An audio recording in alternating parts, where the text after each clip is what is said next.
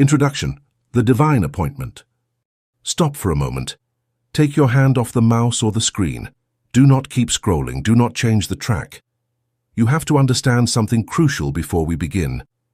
The fact that you are listening to my voice at this precise instant is mathematically impossible to attribute to chance. Think about the odds. There are millions of books, millions of videos, and billions of hours of content on the internet. Among all that infinite noise, on this specific day, with the exact mood you have today, the algorithm, or what I like to call the engineering of divinity, has placed this title before your eyes. And you have clicked. Do you believe it is a coincidence? In metaphysics, coincidences do not exist. Only synchronicities exist. Carl Jung, the great Swiss psychologist, knew it. The ancient alchemists knew it. And deep down, you know it too. This book has found you because you have called it. Perhaps you did not do it with words.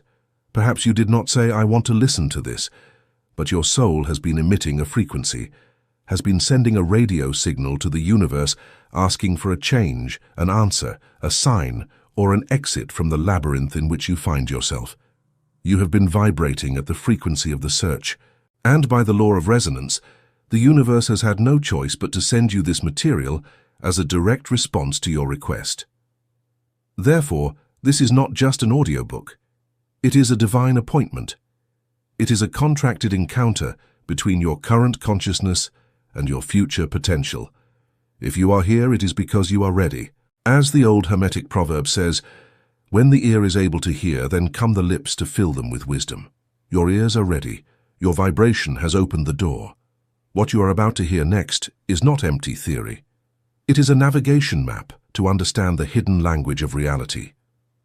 We're going to talk about why what happens to you happens, about why you meet who you meet, and about how to stop being a leaf blown by the wind to become the wind itself. But I warn you, once you understand that nothing is accidental, you can never fall asleep again. The responsibility of knowing that you have attracted this is enormous, but it is also the key to your freedom. If this book found you, it is for a reason, and the reason is that your time to awaken has arrived. Chapter 1: The Law of Resonance, Why You Are Here.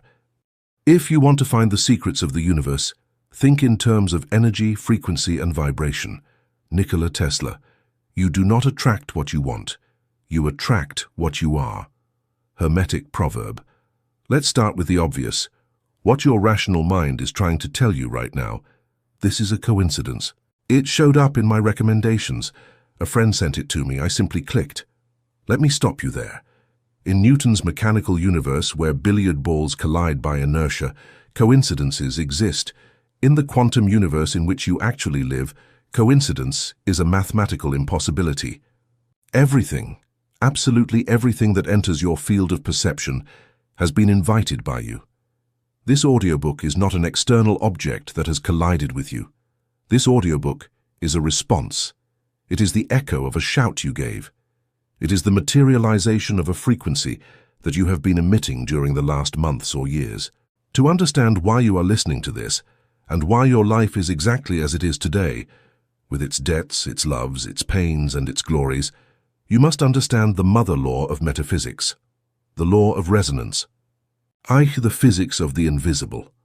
Forget about spirituality for a moment. Let's talk about physics. You are not a solid body. If we put your hand under a powerful enough microscope, we will see cells. If we look inside the cells, we will see molecules. Inside, atoms. And if we look inside the atom, we will see that it is 99.999% empty space. And what is in that space? Energy. Electrons vibrating at a breakneck speed. You are literally a package of vibrating energy. You are a standing wave. You are condensed sound. You are slowed down light. In the world of wave physics, there exists a phenomenon called sympathetic resonance. If you have two pianos in a room and you strike the C key on the first piano, the C string of the second piano will vibrate. Why? Because they share the same frequency. The C of the first piano sent an invisible wave through the air. That wave passed through all the other strings of the second piano, D, E, F, but these ignored them. It was not their language. But when the wave reached the C string, it said, "That is my song," and it started to move. You are that piano. You live immersed in an ocean of waves, people, opportunities, books, accidents, money, illnesses. Most of those waves pass through you without touching you, but those that are tuned to your same frequency make you vibrate. They find you, they stick to you, they enter your reality. Enter. That is why this book found you. You have been emitting a specific note lately. Perhaps it is the note of the search for truth. Perhaps it is the note of the weariness of suffering. Perhaps it is the note of spiritual ambition. Whatever the nuance, you have struck the key. And the universe, which is the second piano, has responded by making this content vibrate in your reality. It is not marketing. It is physics. TERS, the human radio station. Imagine that you are a radio. If you tune into the frequency 98.5 FM, you will hear classic rock. You cannot hear classical music on 98.5 FM. It is impossible. Classical music is playing on 104.1 FM. Both musics exist simultaneously in the air. They are there right now, crossing your room, but your experience of reality depends exclusively on where your dial is. If your internal dial is tuned to the frequency of the victim, fear, complaint, scarcity, you will only pick up that frequency. You will turn on the television and see terrible news. You will go out to the street and encounter rude people. Unexpected bills will arrive. You will say, "How unlucky I am. The world is horrible." No, the world is infinite. The world has horror and has beauty. The world has poverty and has obscene wealth. Everything happens at the same time. But you, with your dial on Victim FM, can only decode the disaster signal. The million-dollar opportunity passed by your side, brushed your shoulder, but you did not see it.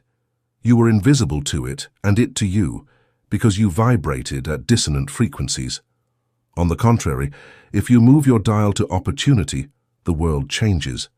It is not that the world changes, it is that you change channels. You start to see lucky coincidences. People smile at you. The perfect book appears. This one. Money flows. The skeptic will say, "Sure, it's just that now you are optimistic." The metaphysician says, "No, it is that you have changed your resonance. Now you are compatible with a reality that was previously inaccessible to you." If this book is in your hands, it means a wonderful thing. Your dial has moved. You are no longer on the frequency of the sleeping zombie. If you were on that low frequency, this title would have seemed boring, ridiculous, or invisible to you. You would have passed by scrolling in search of a cat video or gossip, but you stopped. Something in the title resonated with your internal string. That means you are ready. It means your vibration has risen enough to intersect with this information. 30. The algorithm of God. We live in the era of algorithms, YouTube, TikTok, Instagram. We all know how they work.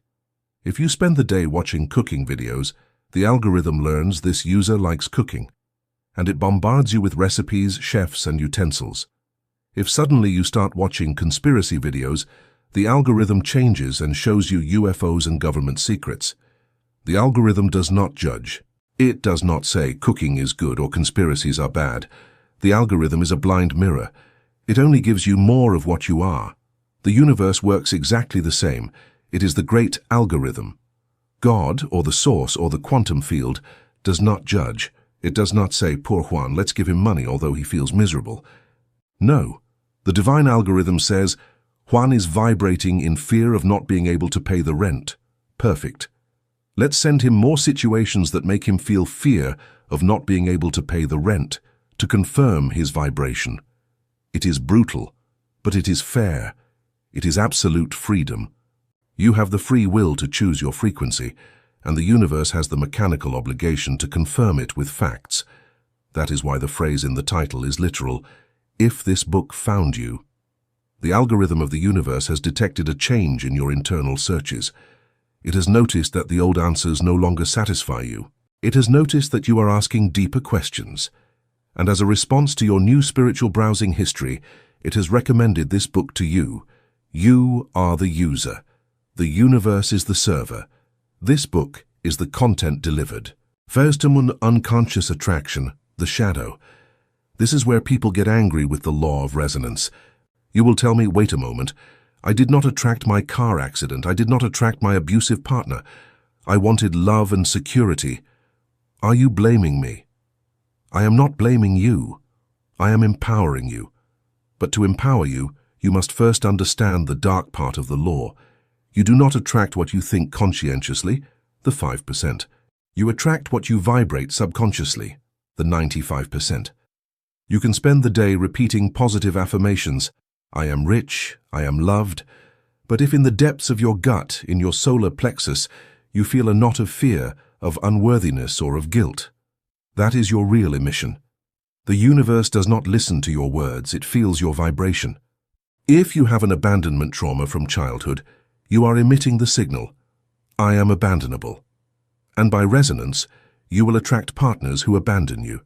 Not because the universe is cruel, but because it needs to put a mirror of your vibration in front of you, so that you see it and heal it. That toxic partner was not a mistake. It was a mathematical precision. It fit perfectly with your wound. Understanding this hurts. It means admitting that we are accomplices in our misfortunes. But it is also the best news in the world, because if you were the unconscious creator of your disaster, it means you can be the conscious creator of your paradise. If the power to destroy your life was in you, the power to fix it is also in you. No one is doing anything to you. You are doing everything to yourself. V. The reticular activating system, RAS. Biological science also supports this. At the base of your brain, you have a filter called the reticular activating system, RAS. Your brain receives millions of bits of information per second.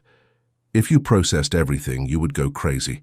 The RAS is the doorman of the nightclub. Its job is to filter. It leaves out 99% of reality and only lets through what it considers important. And what does it consider important? That on which you focus. The classic example. You want to buy a red car Model X. Before, you never saw that car. Now that you want it, you go out to the street and boom, you see the red car Model X everywhere. Were thousands of red cars manufactured last night? No. They were always there. But before you were blind to them because your RAS filtered them. Now that you have tuned into that frequency, your brain shows them to you. Apply this to opportunities. The opportunities to get rich, to be happy, to find love are around you right now. They are crossing your field of vision, but if your RAS is programmed to life is hard, you literally do not see them. You have a cognitive blind spot. This audiobook has managed to pass the filter of your RAS. That means your brain has opened the door to new information. You have lowered the guard of skepticism enough to let the magic in. Fast dissonance and cleaning. There is a side effect of changing your resonance that you must know. When you start to raise your vibration, reading these books, meditating, searching for the truth, your old life begins to crumble. It is inevitable. Imagine that you were a puzzle piece with a triangular shape, and you fit into a triangular hole. Now, by changing your vibration, you are becoming a circular piece. You no longer fit. You start to feel uncomfortable with your old friends. Their conversations bore you or irritate you. Your job starts to seem like a prison to you. You and your partner start to clash. This is called vibrational dissonance. What previously resonated with you now generates friction. Many people get scared here. I lost my friends. Celebrate that. You are not losing anything. You are letting go of dead weight. For the new to enter, the old must leave. If this book found you, it is very likely that you are in a moment of crisis, transition, or emptiness. It is likely that you feel that you no longer belong to your old life. Perfect. That discomfort is the proof that you are growing. The clothes are tight because you have grown. Do not try to shrink to fit in the old clothes. Strip naked and look for new clothes. So you are the cause, not the effect. Most people live as effect. The world happens things to me. The weather makes me sad. My boss makes me angry. The economy makes me poor. They are leaves in the wind. This book has reached you to initiate you on the path of being the cause. I happen things to the world. I decide my vibration, and the world reorganizes to accommodate it. This transition does not happen overnight, but the first step is the radical recognition that you are here. You pressed the button, you made the call. There is no one out there imposing this destiny on you. It is your soul using technology and circumstances to wake you up. Fate, the resonance test. Let's do a quick test. Listen to these statements and feel your body, not your mind, your body. Do you feel expansion, interest, excitement, curiosity? Or do you feel contraction, boredom, cynical rejection? I feel that there is something more to life than simply working, paying, and dying. I have had coincidences lately that seem too strange to be chance. I feel that I have a dormant potential that I am not using. I am tired of being a victim, and I want to take control. Deep down, I know that I am the creator of my reality. If you have felt an internal yes, a small spark, then the resonance is confirmed. The contract is signed, the book and you are compatible. 9. How to use this book. This is not a book to understand intellectually. It is a book to tune in. Each chapter is a different radio station. We will talk about the mirror, the time, the fear, the detachment. Do not listen only with your head. Listen with your solar plexus. Let the information permeate you. Sometimes you will not understand something rationally, but you will feel an internal click. That click is your cellular structure reorganizing to resonate with a higher truth. Treat this audiobook like an oracle. Sometimes you can open a chapter at random, and you will find exactly the answer to the problem you had that day. Why? Because of the law of resonance. Your problem, question, vibrates at a frequency, and the solution, answer, vibrates at the complementary frequency. They attract each other magnetically. Chapter 2. The Quantum Reflection. Reality is a mirror. Life is a mirror and sees no more than your reflection. You are the projector in the movie. The world is only the screen. Imagine this scene. You get up in the morning, go to the bathroom, look in the mirror, and see that your face is stained with coal. You are horrified. You don't like what you see. Then, in a fit of madness, you grab a towel and start rubbing the mirror furiously. You scrub the glass, scream at the glass, cry in front of the glass, begging it to make the stain disappear. Hours pass. You are exhausted. Your knuckles are bleeding from hitting the glass. You look again, the stain is still there. Obviously, because the stain is not on the mirror, it is on your face. No matter how much you manipulate, threaten, or clean the reflection, the image will not change until you wash your face. This metaphor seems absurd and ridiculous to you, right?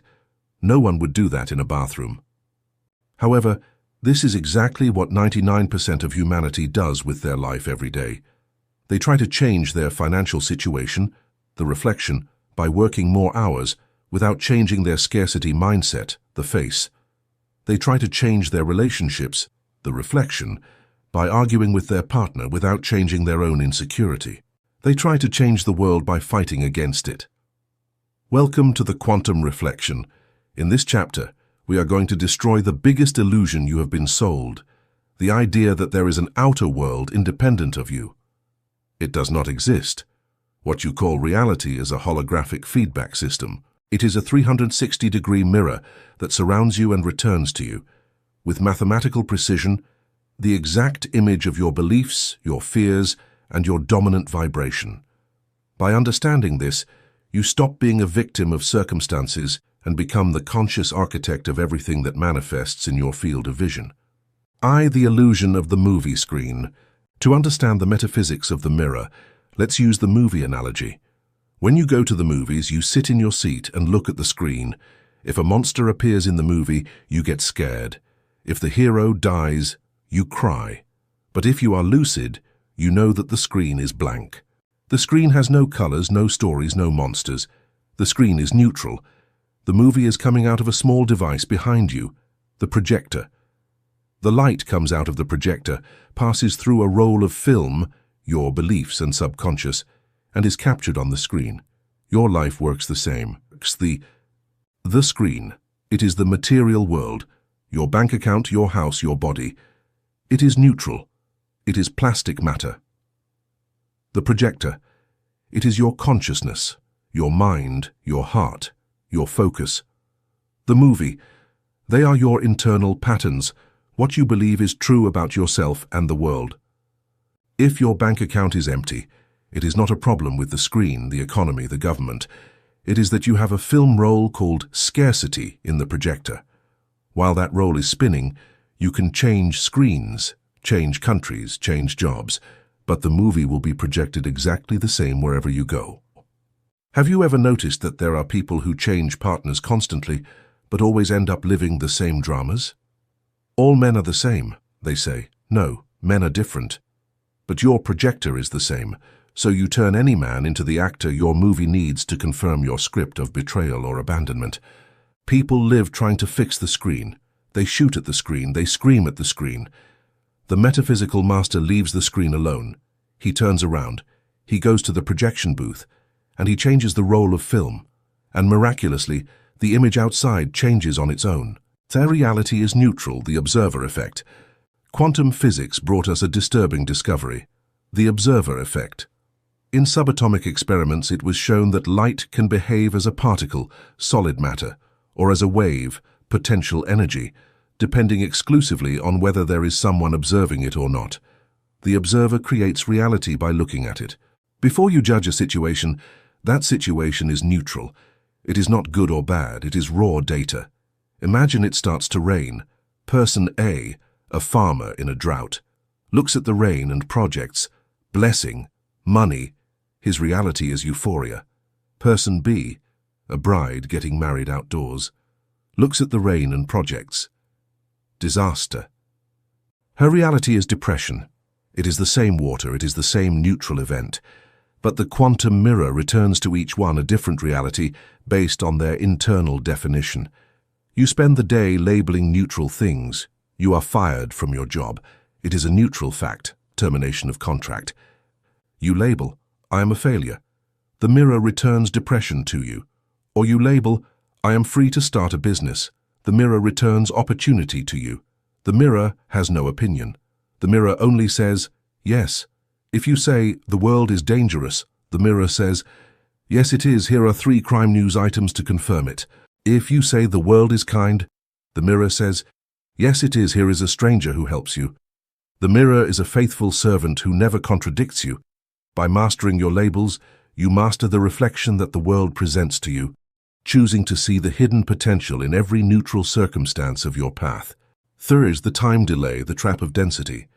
This is where most people abandon metaphysics. You will tell me, okay, I understand, I'm going to change my movie, I'm going to think I'm rich, done. Hey, I looked at my account and I'm still in the red. This is a lie. Calm down. We live in a dense dimension. Matter is heavy.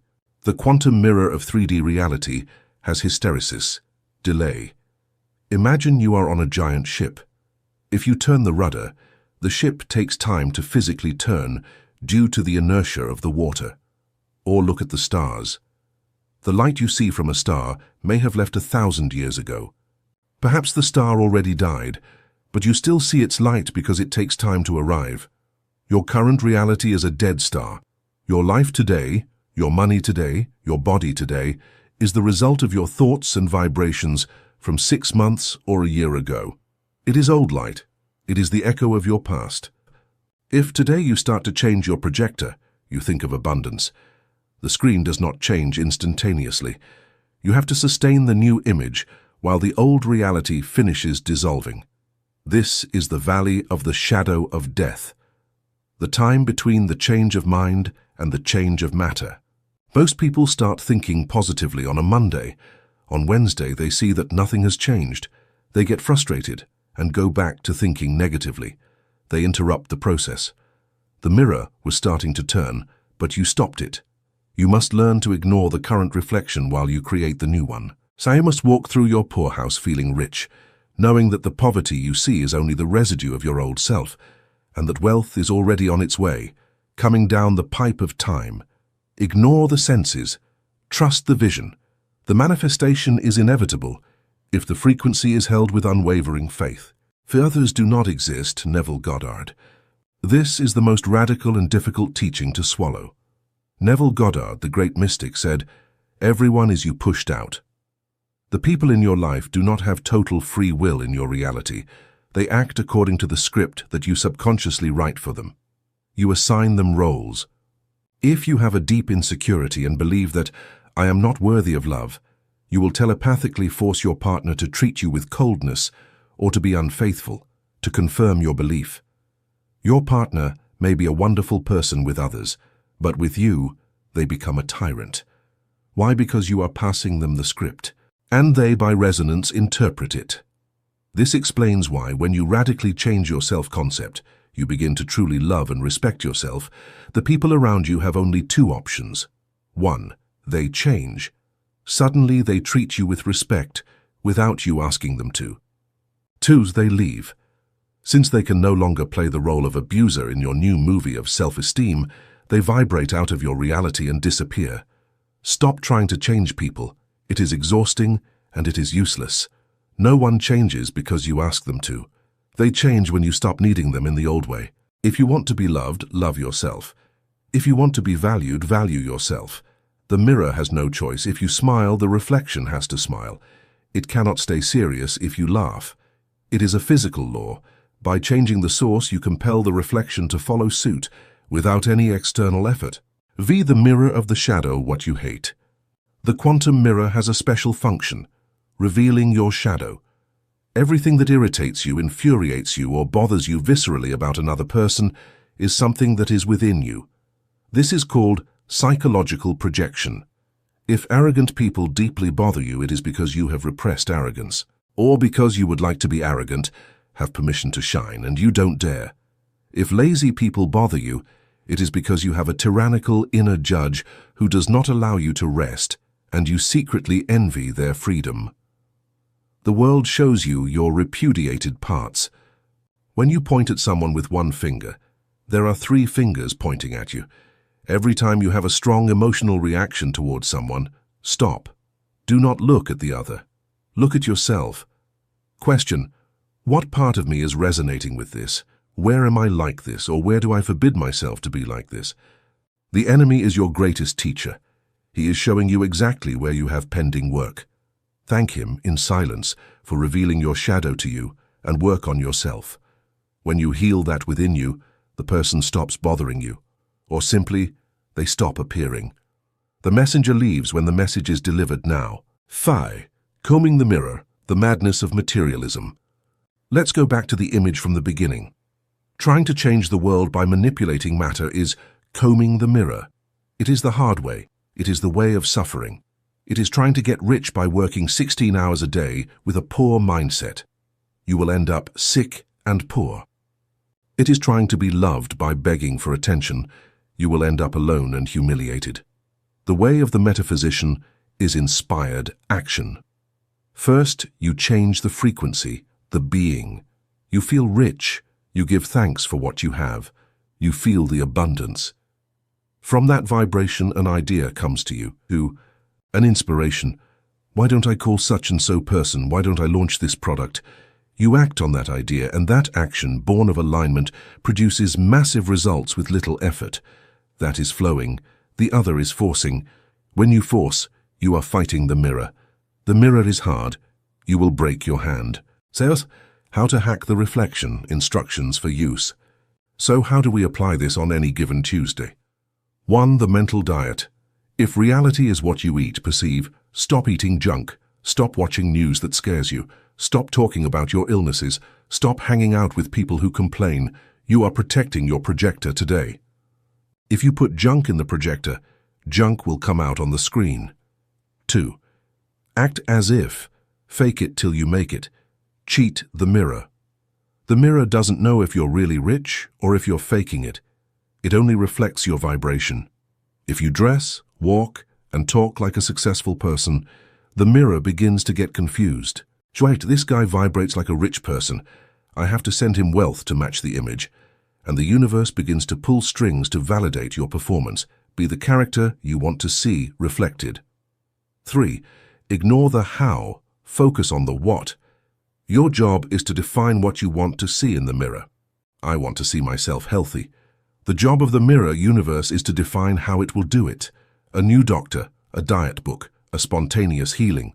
If you try to control the how, you are interfering in the mechanism. Define the end. Feel the end.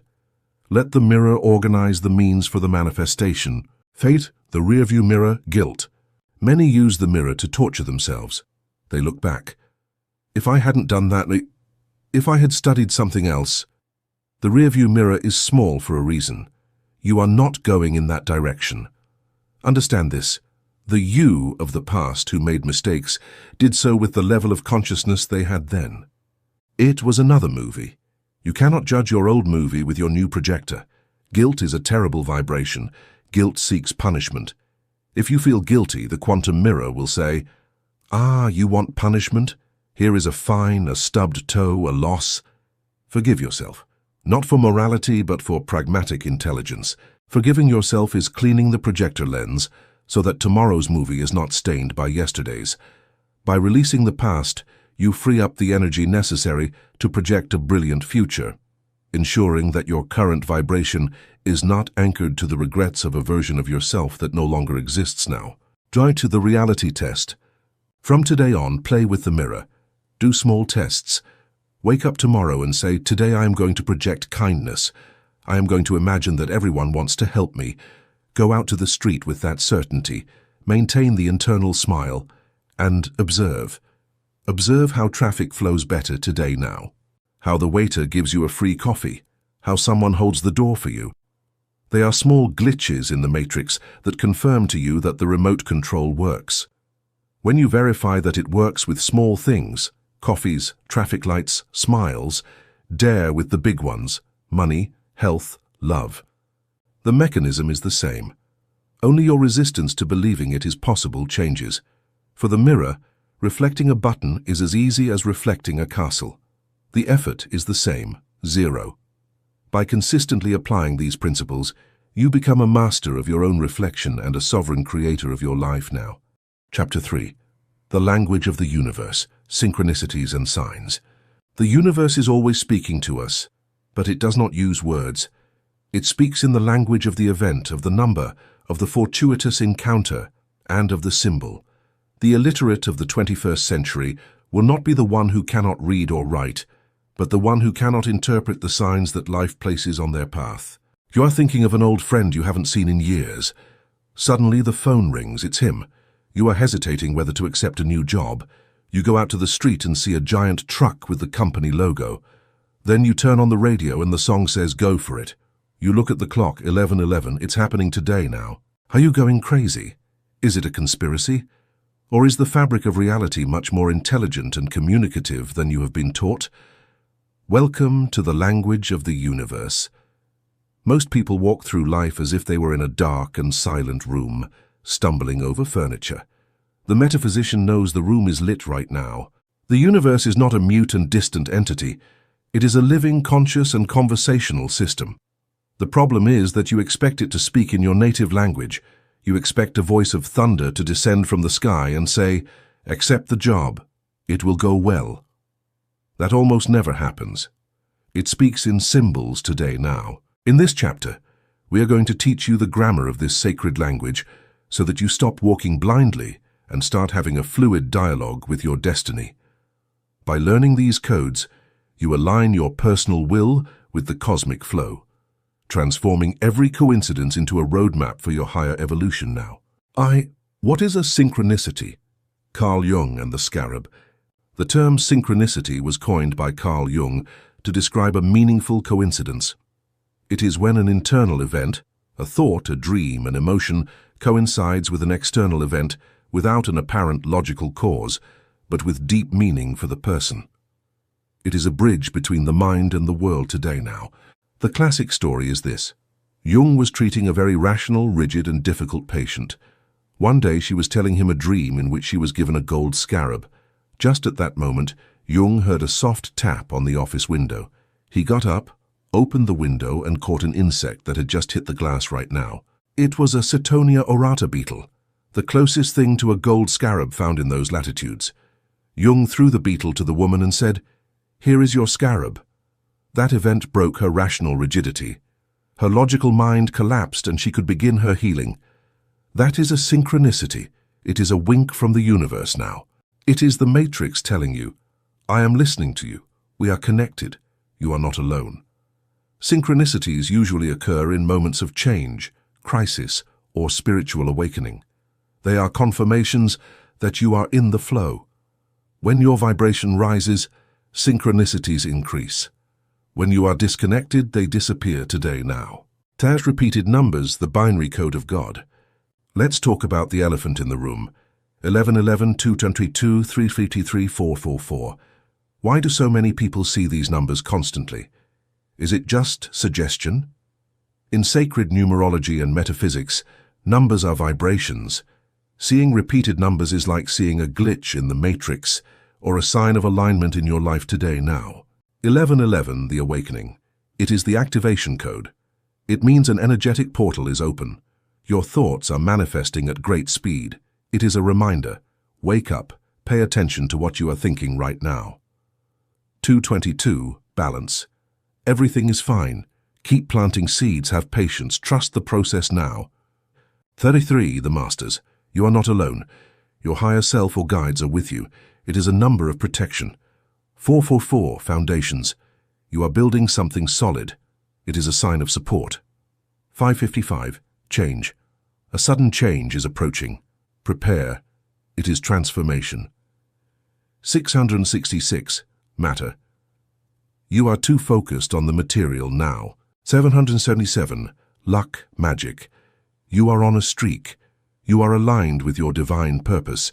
Do not obsess over dictionaries of meanings. The important thing is the feeling.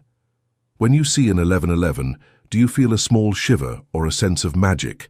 That feeling is the real signal. The number is just the trigger today now. Threat? The divine radio, the Spotify oracle. The universe can hack technology to speak to you. Have you ever asked a question to the air and, upon turning on the radio or putting your playlist on shuffle, the next song answers exactly? That is not a coincidence. Remember, your device responds to electromagnetic impulses. Your mind and the field are the same today now. It is extremely easy for universal intelligence to manipulate the shuffle algorithm to put track 42 instead of 15. Practical exercise. Ask a clear question. Universe, should I call this person? Hit shuffle on your music. Listen to the first phrase of the song. Sometimes the answer is literal or metaphorical now. Learn to trust this sacred technology. The ancients used bones or tarot cards. We have Spotify. The mechanism is the same. Chance does not exist. It is consciousness ordering chaos to give a message. By using modern tools as oracles, you allow the divine to reach you through the very channels you use every day now. Favorite totem animals, messengers of nature. Nature is the direct physical manifestation of God. Animals have no ego. They are permanently connected to the source. This makes them excellent messengers. If in the middle of the city you see a hawk perched on your balcony, that is not normal. It is a sign. Pay attention to animals crossing your path today now. Butterfly deep transformation. You are changing from a caterpillar to something with wings. Snake, healing, kundalini, rebirth. Do not be afraid. Spider, creativity. You are weaving your destiny. Patience. Bird, ravens, hawks. Messages from the spiritual world. Higher vision. Look from above now. Dog, cat.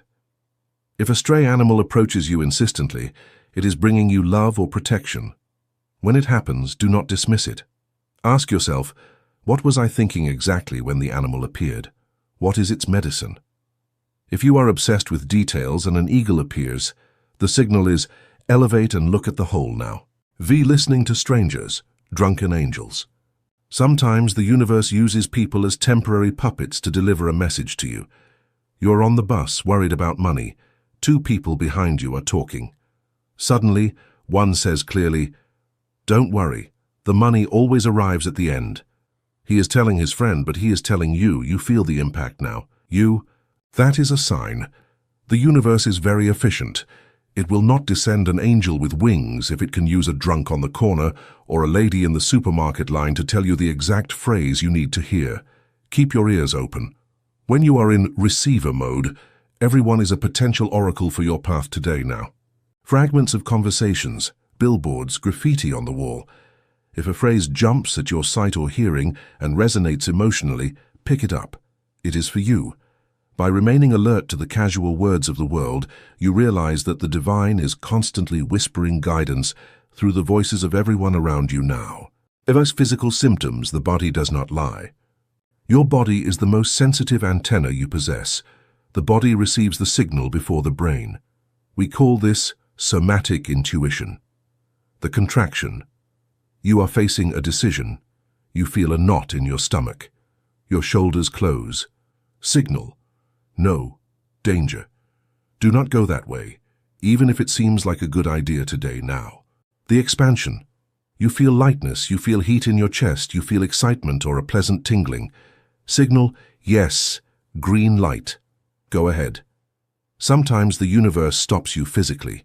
You are about to go on a trip that does not suit you and you get a sudden fever. Or you sprain your ankle before a date now. The ego says, damn it, what bad luck. The spirit says, thank you for stopping me. You saved me from something I couldn't see. If everything is blocked, you get sick, you lose your keys. Stop. Do not force. The universe is putting up a red light to protect you or redirect you. Trust the physical wisdom of your temple now. The rule of 3 confirmation. How to distinguish a real signal from your own obsession. The ego is obsessive and seeks what it wants to see. The golden rule is the rule of 3. The first time, it's an event. The second time, it's a coincidence. The third time, it's a sign. A stranger recommends the same book you heard about twice today now. If the universe wants you to see something, it will put it in your face repeatedly. It will be insistent.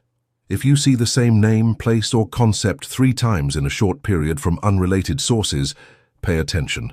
It is a cosmic order. Ignoring it usually leads to regret. I knew I should have done that. Now. Yes, you knew. They told you 3 times. By following the rule of 3, you filter out the noise of your own desires and ensure that you are moving in harmony with a genuine directive from the field, allowing you to act with the absolute certainty that you are being guided by a wisdom far greater than your own today. Fate, how to ask for a sign, the protocol. You do not have to wait passively, you can ask. But there is a correct way to do it. Do not ask from desperation. That generates static. Ask from curiosity and play. The purple elephant exercise. If you want to prove this works, do this today. Close your eyes. Ask for a clear sign that you're being heard right now. Say, Cornaud, universe, show me a clear sign in the next 48 hours. Show me a purple elephant or a blue butterfly, something specific. Let go. Forget it. Do not go out looking for it like a madman. I guarantee you will see it. Perhaps on a child's shirt, an ad, or a sticker. When you see it, you will feel a shock today now. That shock is the neural reconnection. Your brain just understood that reality responds. Once you receive the small signal, you can ask for big things.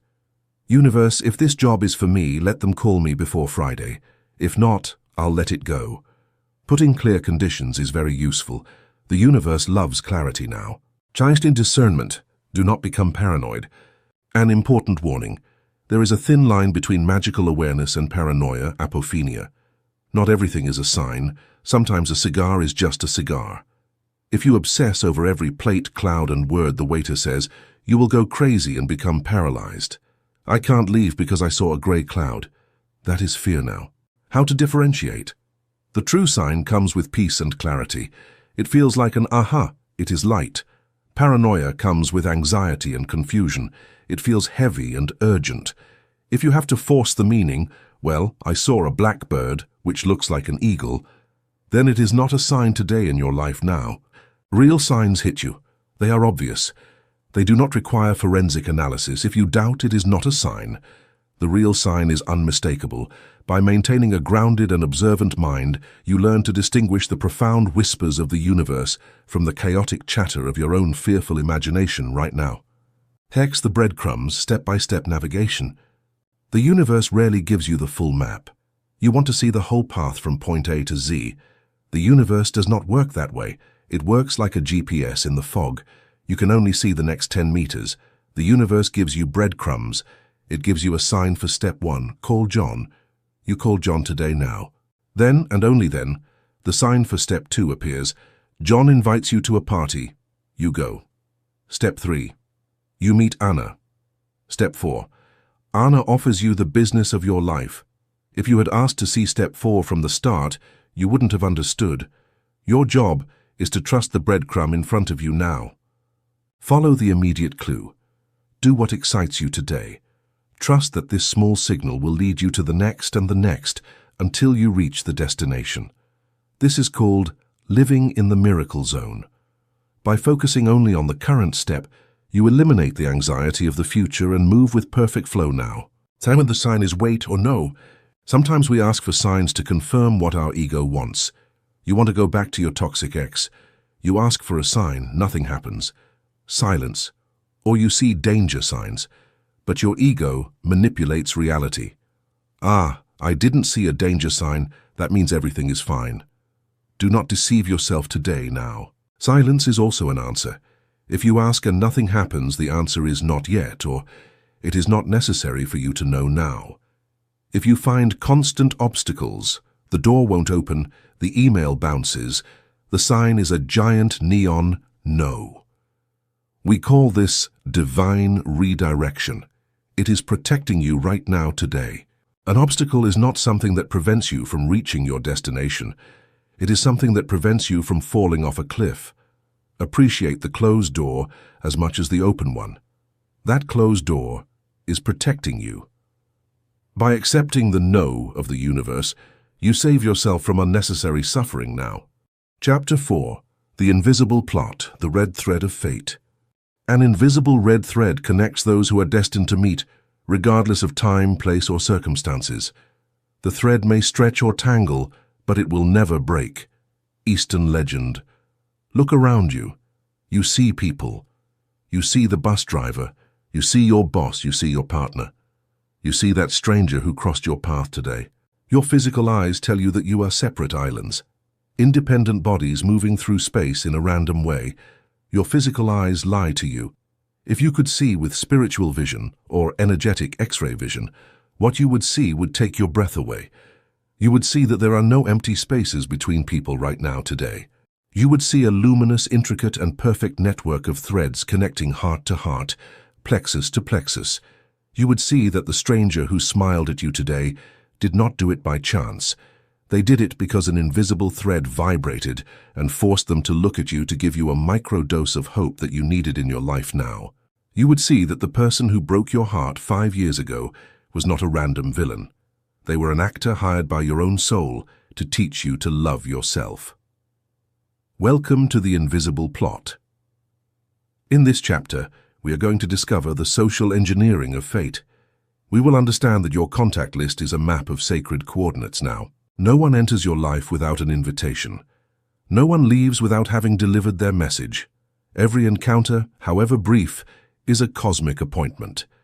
By recognizing these invisible connections, you begin to navigate your relationships with a sense of purpose and gratitude, knowing that every person is a mirror of your own journey now. Indra's net, we are nodes. In ancient Vedic philosophy, there exists the metaphor of Indra's net. Imagine an infinite silk net that extends in all directions. In each intersection of the threads, there is a brilliant pearl. Each pearl reflects the light of all the other pearls in the net. If you touch one pearl, all the others vibrate in this world today now. You are one of those pearls. You are not an isolated entity fighting against the world. You are a node in a network of consciousness. This explains why sometimes you think of someone and that person calls you. It is not magic telepathy, it is network physics. You are connected by a filament of the plot in your life right now, today, now. When you move, think, feel, you send an impulse through the thread that reaches the other end. Understanding this eliminates existential loneliness. You have never been alone. It is impossible to be alone. Even if you are on a deserted island, you are energetically connected to the totality of the human species in this world right now. Your thoughts affect the collective, and the collective affects you. This network is intelligent. It constantly reorganizes itself to bring you the people you need for your next level of evolution. Sometimes the net brings you a teacher. Sometimes it brings you a lover. Sometimes it brings you an executioner today in your life now. But the net is never wrong in the delivery. By trusting the interconnectedness of all beings, you release the fear of being lost or forgotten, recognizing that you are an essential part of a vast living tapestry that supports and guides your every step toward your ultimate realization and the fulfillment of your divine purpose now. Sutu, the soul contract before birth. Here we enter deep ground. Metaphysics suggests that before incarnating in this physical body, your soul made contracts. Imagine it as a planning meeting before a play.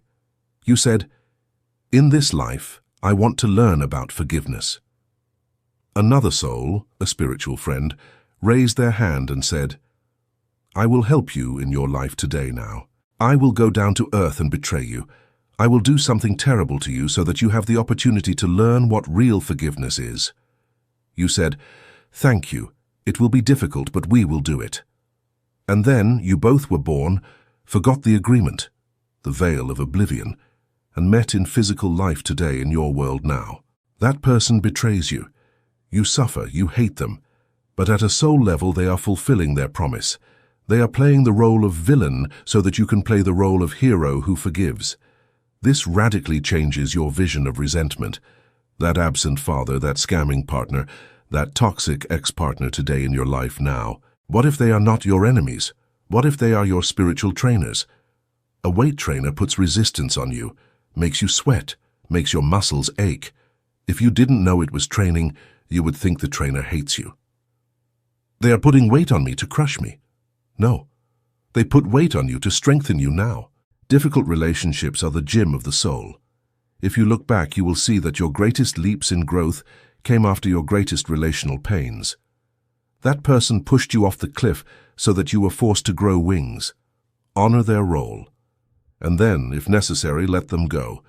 You are free from the drama right now, today now. Through it to the red thread, the legend. In Asia, there is the legend of the red thread of fate, Unmei no Akai Ito. They say the gods tie an invisible red thread to the little finger of those who are destined to meet. This thread is not limited to romantic partners, soulmates, although that is its most common use. It applies to anyone crucial to your story today now. The thread has magical properties. It is elastic. It can stretch to infinity. You can be on another continent, but it does not break. It is timeless. It can take 20 years to find that person, but the meeting will occur. It is inevitable. No matter how much you run or hide, the thread will pull you toward the meeting now. Have you ever met someone and felt an instant familiarity? That feeling of, it's you, finally you arrived. There is no discomfort, no need to pretend. It is like putting on old and comfortable sneakers. That is the red thread tightening. It is the recognition that that person was already in your system before you saw them today. These people are the pillars of your life. Sometimes they stay forever. Sometimes they stay for a month. The duration of the contract does not determine the importance of the encounter. Sometimes, someone enters your life just to say a phrase that changes your course and then disappears. That brief encounter was tied by the thread now. It was tied by the red thread as much as a 50-year marriage.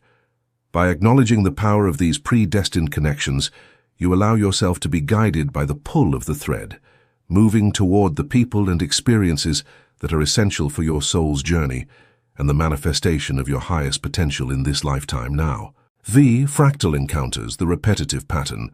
Sometimes the invisible plot seems like a scratched record. Why do I always attract alcoholic men? Why do I always have tyrant bosses? Why do my friends always envy me?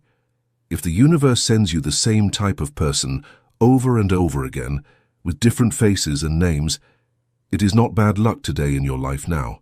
It is a fractal pattern. The universe is a very strict pedagogical school. If you do not learn the lesson, geometry, they make you repeat the course. They change the teacher for you, they change the classroom for you, but the syllabus is the same. If you didn't learn to set boundaries with your father, the universe will send you a boss now. The universe will send you a boss who abuses you. If you don't learn to set boundaries with the boss, it will send you a partner who abuses you. The intensity will rise until you say, enough. In the moment you learn the lesson, you set the boundary, you value yourself, you let go of dependence. The pattern breaks in your mind now. The invisible plot reorganizes itself. That type of person stops appearing in your reality because they no longer have a function. The contract has expired. If you are living a painful, repetitive pattern, do not blame the people. They are just actors. Ask yourself, what is it that I refuse to learn today in this world right now? What is it that forces the universe to send me this severe teacher over and over again? By taking responsibility for the recurring themes in your relationships, you dismantle the energetic magnet that attracts the same lessons, allowing the plot to move forward into new territory and more harmonious connections in your path now. 6 degrees of separation, the logistics of God. There is a sociological theory that says that any person on the planet is connected to any other person through no more than 5 intermediaries, 6 jumps. You are 6 people away from the President of the United States, from a rock star, or from your soulmate in Japan. The invisible plot uses these nodes to move resources now. Imagine you make a wish. I want to dedicate myself to painting. But you work in a bank and don't know anyone in art. The universe activates the network. 1. You meet a new client at the bank. 2. That client has a sister. 3. That sister goes to a yoga class. 4. In the yoga class is the owner of an art gallery today in your life now. The universe has to move the pieces so that you talk to the client, he invites you to a party, you meet the sister, and you end up reaching the gallery owner. Sometimes coincidences are complex logistical maneuvers. You miss the bus, you get angry. But by missing the bus, you have to wait 20 minutes today in your world now. In those 20 minutes, the person who has the key to your next level enters the bus stop. If you had caught the bus on time, you would never have met them. What you call bad luck, missing the bus, was a course correction of the invisible plot to align you with a crucial node. That's why when plans go wrong, relax today now. Say, the universe is recalculating the route. Something better or necessary awaits me. Trust the logistics of God. He has a more complete map than yours.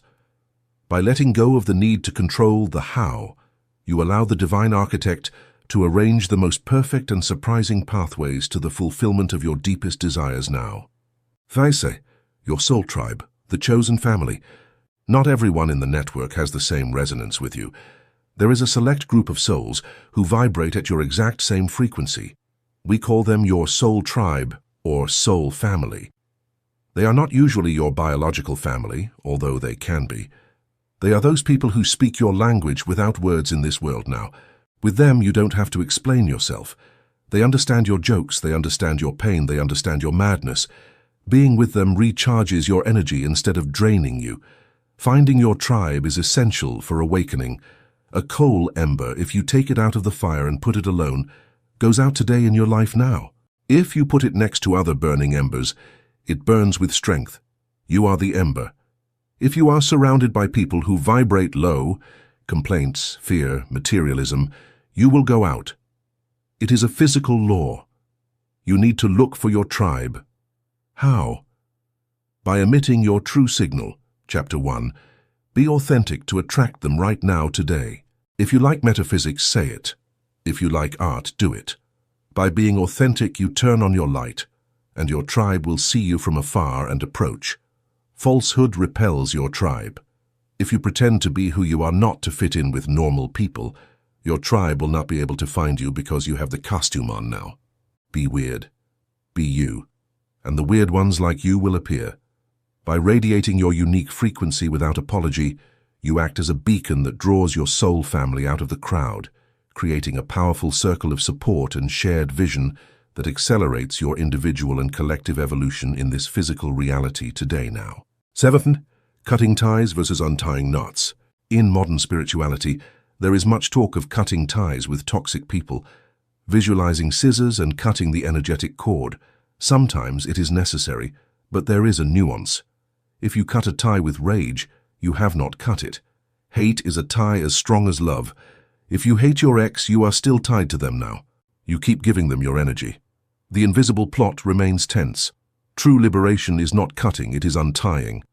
Untying means understanding, forgiving, and letting go.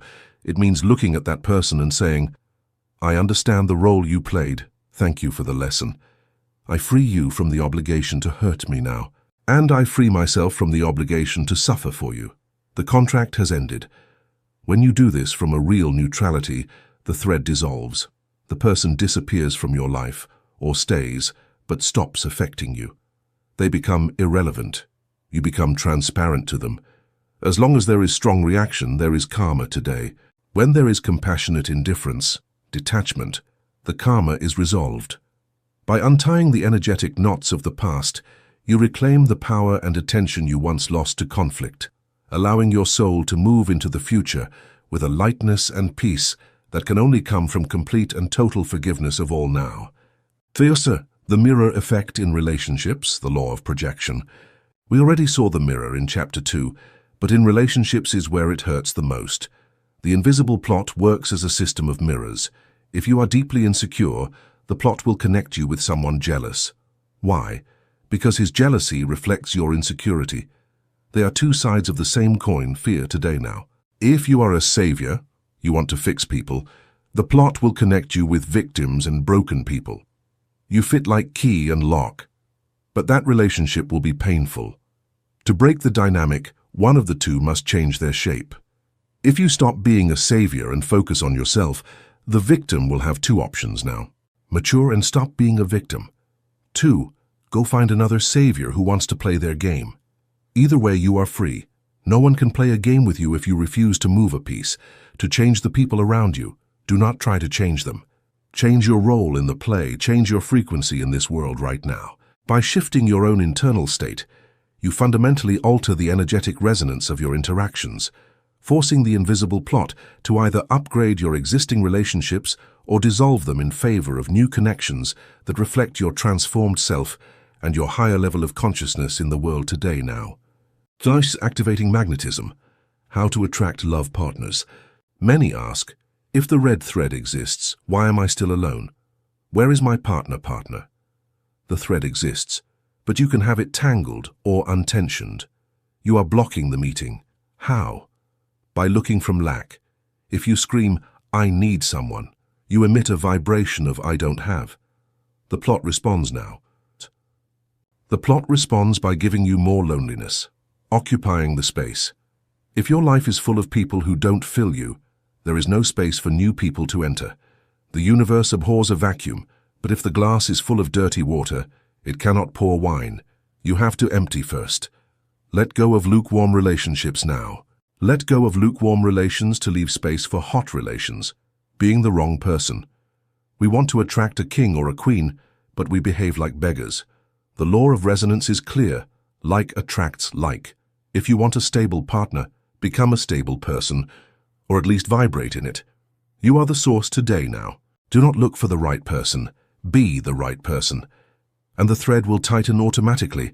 By embodying the qualities you seek in another, you turn yourself into a powerful magnet that draws your destined counterpart toward you across time and space, ensuring an encounter that is as effortless as it is divine right now. Chapter 5. The Self-fulfilling Prophecy. The Power of the Decree. In the beginning was the Word, and the Word was with God, and the Word was God.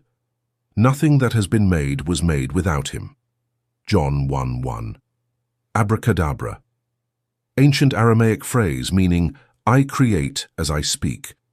Did you know that every time you open your mouth you are casting a spell in your life today now? You probably laugh. You think words are just air, sounds we use to describe what we see or to order a coffee. You are wrong. Words do not describe reality. Words generate reality. They are containers of energy. They are programming codes that you insert directly into the matrix of your life in this world right now. Most human beings are unconscious black magicians. They spend the day cursing themselves. I am a mess. I am broke. I always get sick in winter. Nobody loves me.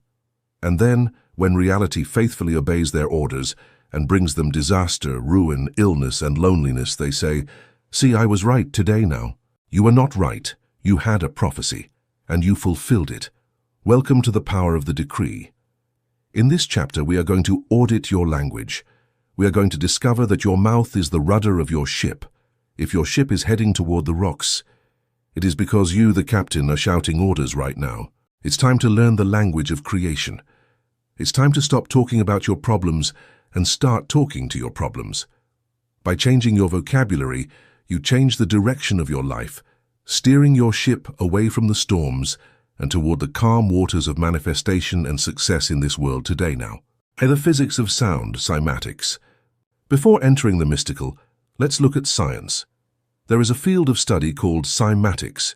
If you place sand on a metal plate and vibrate the plate with sound, the sand magically organizes itself into perfect geometric patterns.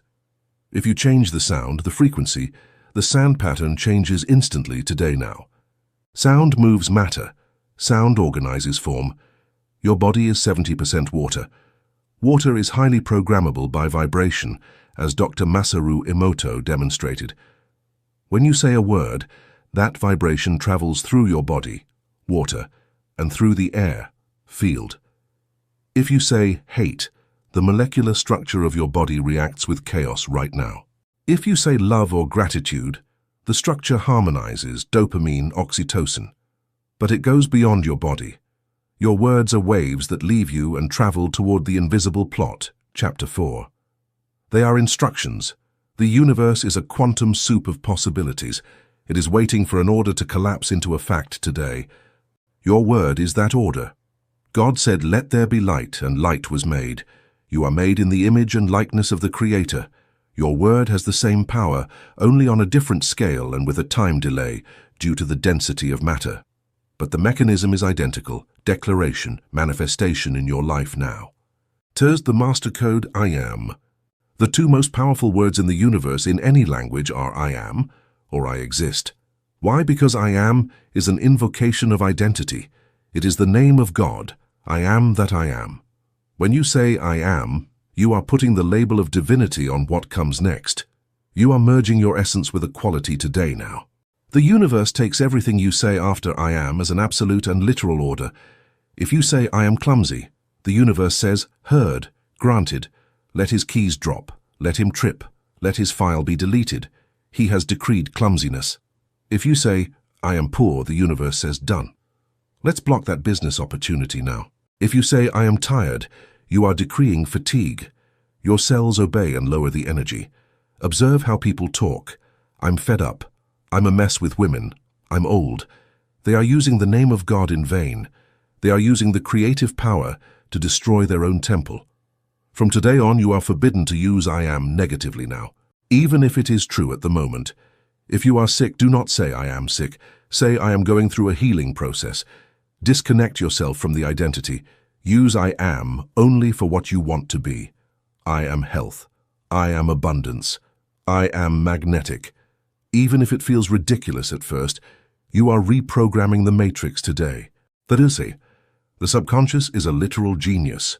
Your subconscious mind is the engine that creates your reality. It is millions of times more powerful than your conscious mind. But the subconscious has a curious characteristic. It has no sense of humor and does not judge. It is like the genie of Aladdin's lamp. Its only response is, your wishes are my command now. If you say jokingly, I want to die, how embarrassing. The subconscious does not know it's a joke. It records death wish, lowering immune system, increasing risky behaviors. If you say, this job gives me a headache, the subconscious says, understood, generating migraine every time he enters the office right now. You have to treat your subconscious like a 5-year-old child with superpowers. You have to be impeccable with your instructions. You cannot afford the luxury of speaking ill of yourself, even as a joke. Self-deprecating sarcasm, how stupid I am, haha, is pure poison. Erase those phrases from your vocabulary today now. Speak to yourself as you would speak to a king or a god, with respect, with greatness, and with clear intention. By honoring your internal dialogue, you shape a powerful and focused subconscious that works tirelessly to manifest your highest aspirations and your most noble dreams in this world right now today. Black magic, the complaint. The most common form of negative self-fulfilling prophecy is the complaint. What is a complaint? It is a statement that you do not like something, charged with negative emotion. Metaphysically, the complaint is an anchor. When you complain about your current situation, you are affirming and solidifying it today now. You are saying to the universe, look at this. This is what is real. Give me more of this. What you focus on expands. By complaining, you focus on the problem. Therefore, you expand the problem. There are people who are addicted to complaining. They meet in groups to complain about politics, the weather, or bosses right now.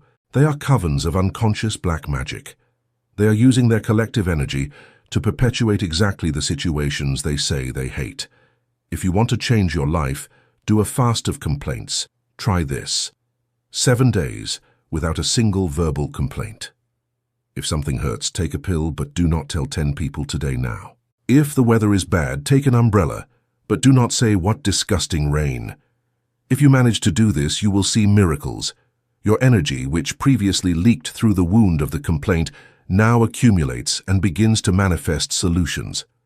The complaint ties you to the victim. The decree elevates you to the creator now. The silent dialogue, your roommate.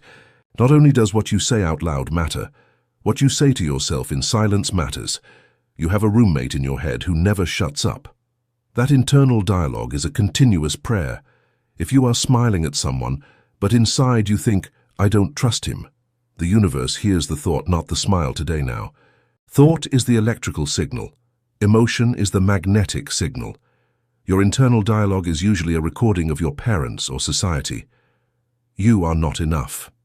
You are going to make a mistake. Who do you think you are? You have to interrupt that recording. You must become a tyrant against your own negative thoughts now. When you hear an internal voice saying, "You won't be able to pay for it," shout internally, "Cancelled," and immediately replace it with, "Money flows to me in unexpected ways. I am prosperity." At first it is exhausting. You have to be vigilant like a security guard. But over time, the roommate learns today now. You change the recording, and when your internal dialogue becomes your ally, "You can do it, you are great, everything will turn out well," then you are unstoppable. You become a beacon of confidence and success, radiating a frequency that naturally attracts the people and circumstances needed to reach your highest potential right now. For the physiology of the lie, fake it till you believe it. Here we reach the main resistance. You say, "But if I say I am rich when I have zero in my account, I feel like a liar. I feel ridiculous." It is normal. Your rational mind compares the decree with the current reality and sees a discrepancy. It calls that discrepancy a lie. The metaphysician calls it prophecy now. An architect looks at an empty lot full of trash and says, "Here there will be a 20-story building." Is he lying? In the physical present, yes, there is no building. But in his mind, the building is already real. And because he holds that lie vision, the building ends up existing. You are the architect of your life today now. Your decrees are not reports of the current weather. They are forecasts of the future weather that you are creating. You must learn to feel comfortable with the temporary lie. Neville Goddard called it the assumption. Assume the feeling of the wish fulfilled. Speak as the person who has already achieved what you want right now. How does a rich person talk? Do they complain about the price of coffee? No. How does a loved person talk? Do they talk with jealousy and fear? No. They talk with security. Adopt the language of your future self. At first it is a performance, then it becomes a habit. Finally it becomes reality in your world today now. 7. Vocabulary audit, forbidden words. There are words that act like viruses in your operating system. It weakens your manifestation. Eliminate them today. Try, attempt. I'm going to try to do it. Try means go toward it, but fail. Yoda was right. Do or do not, there is no try. When you say you will try to be on time, you prepare the excuse now. Say, "I will be there. I will do it." I need money. I need love. Needing vibrates in lack. The universe responds, "Are you need? Well, keep needing. I will give you more need." Change. Need for I choose or I have. I choose to have money.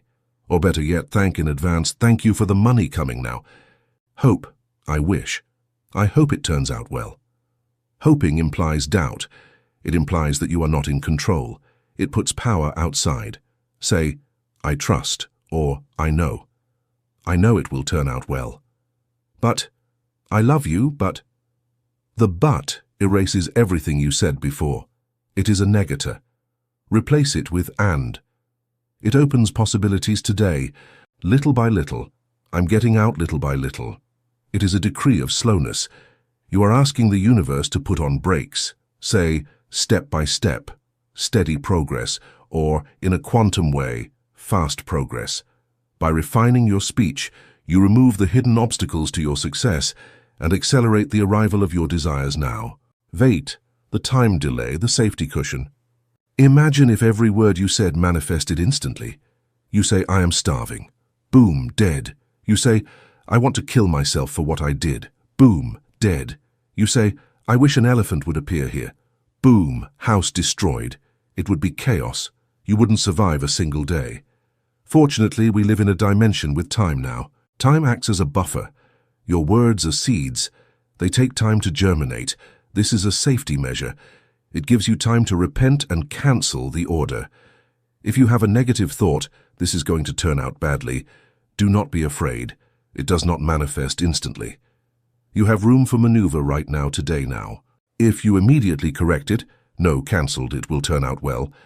You have dug up the weed seed before it takes root. But if you repeat the negative decree day after day, you water it. And then, yes, the monster grows. Persistence is the key. A single positive decree does not fix a life, just as one salad doesn't work now. It is the constant mental diet that changes your body and your life.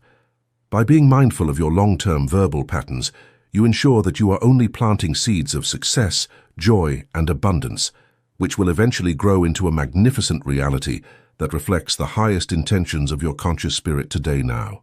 9. The ritual of the decree, how to do it right. To use the self-fulfilling prophecy consciously, follow this protocol. Present state.